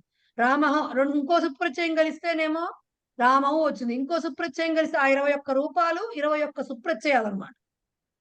అందుకనే నామవాచకాలని సుక్కు ప్రత్యయాలు అంతంగా ఉంటాయి కాబట్టి సుబంతాలు అంటారు వాటి. నామవాచక పదాలను సుబంతాలు అంటారు. సుబంతాలు అంటే అర్థం ఏంటి? ఆ విభక్తుల రూపంలో డిక్లైన్ అయ్యేటటువంటివన్నీ సుబంతాలు. ఓకే, సో అదనమాట బేసిక్ గా. సో ఈ రామ అనే ఒక్క పదం నుంచి 21 ఫార్మ్స్ రావాలంటే ఏమి యాడ్ అవుతున్నాయో దానికి తెలియదు, మనకు తెలియదు. బట్ దానికి ఒక పెద్ద ఇది రాస్తారు. అడిగితే ఎవరినైనా రామహ అనే పదం ఎలా ఏర్పడిందంటే మొత్తం చెప్పుకొస్తారు. అలా చెప్పినప్పుడు ఆ సుప్రత్యయం ఏదైతే యాడ్ అయితే వచ్చేది రామహ. అలా 21 ప్రత్యయాల వల్ల 21 రూపాలు ఏర్పడి ఒక శబ్ద రూపం ఏర్పడుతుంది. సో వాటిని సుబంతాలు అంటారు. అలాగే తింగ్ ప్రత్యయాలు 10th లెసన్ ఇది అసలు యాక్చువల్ గా తింగ్ ప్రత్యయాలు 18 ఉంటాయి. 9 పరస్మయపదికి 9 ఆత్మపరపదికి ఉంటాయి. ఇవే రకరకాల లకారాల్లో రకరకాలుగా యాడ్ అవడం వల్ల ఈ 9, 9, 18 యాడ్ అవడం వల్ల 10 లకారాలు ఏర్పడుతున్నాయి ఒక్కొక్క దానికి.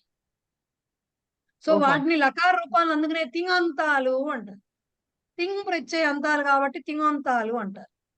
ఇవి కాకుండా ఇప్పుడు మనం చదువుతున్నాం కదా, తవతు చదివాము, రేపు ప్రొద్దుట మళ్ళీ త్వా ల్యప్ తుమున్ అని 3 వస్తాయి. ఇవన్నీ కూడా ఏంటంటే ఒక ధాతువుకి యాడ్ అవుతూ వస్తున్నాయి చివర్లో.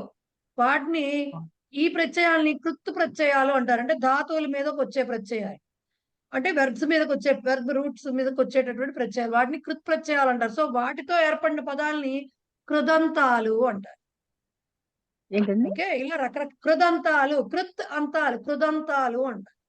సో ఇలా సుబంతాలు, కృదంతాలు, తింగంతాలు, తద్దితాంతాలు అని వేరే ఉన్నాయి. అవి కోవిదాల వారిలో ఇలా డిఫరెంట్ ఫార్మ్స్ ఉన్నాయన్నమాట. చాలా ఉంది అక్కడ సముద్రం అది. సో ఇక టైం అయిపోయింది, ఇప్పుడు చెప్పేందుకు ఇప్పుడు కుదరదు. కానీ ఈ పాఠం ఇవాళ కంప్లీట్ అవ్వదు. మళ్ళీ మండే క్లాస్ లో కలుసుకుందాము. ఏకతా మంత్రం అండ్ శాంతి మంత్రం పాడేసేయండి. ఎవరు పాడతారు? శాంతి గారు పాడతారా? పాడేసేయండి. యం వైదికా మంత్రదృశ పురాణాః ఇంద్రం యమం మాతరిస్వానమాహుః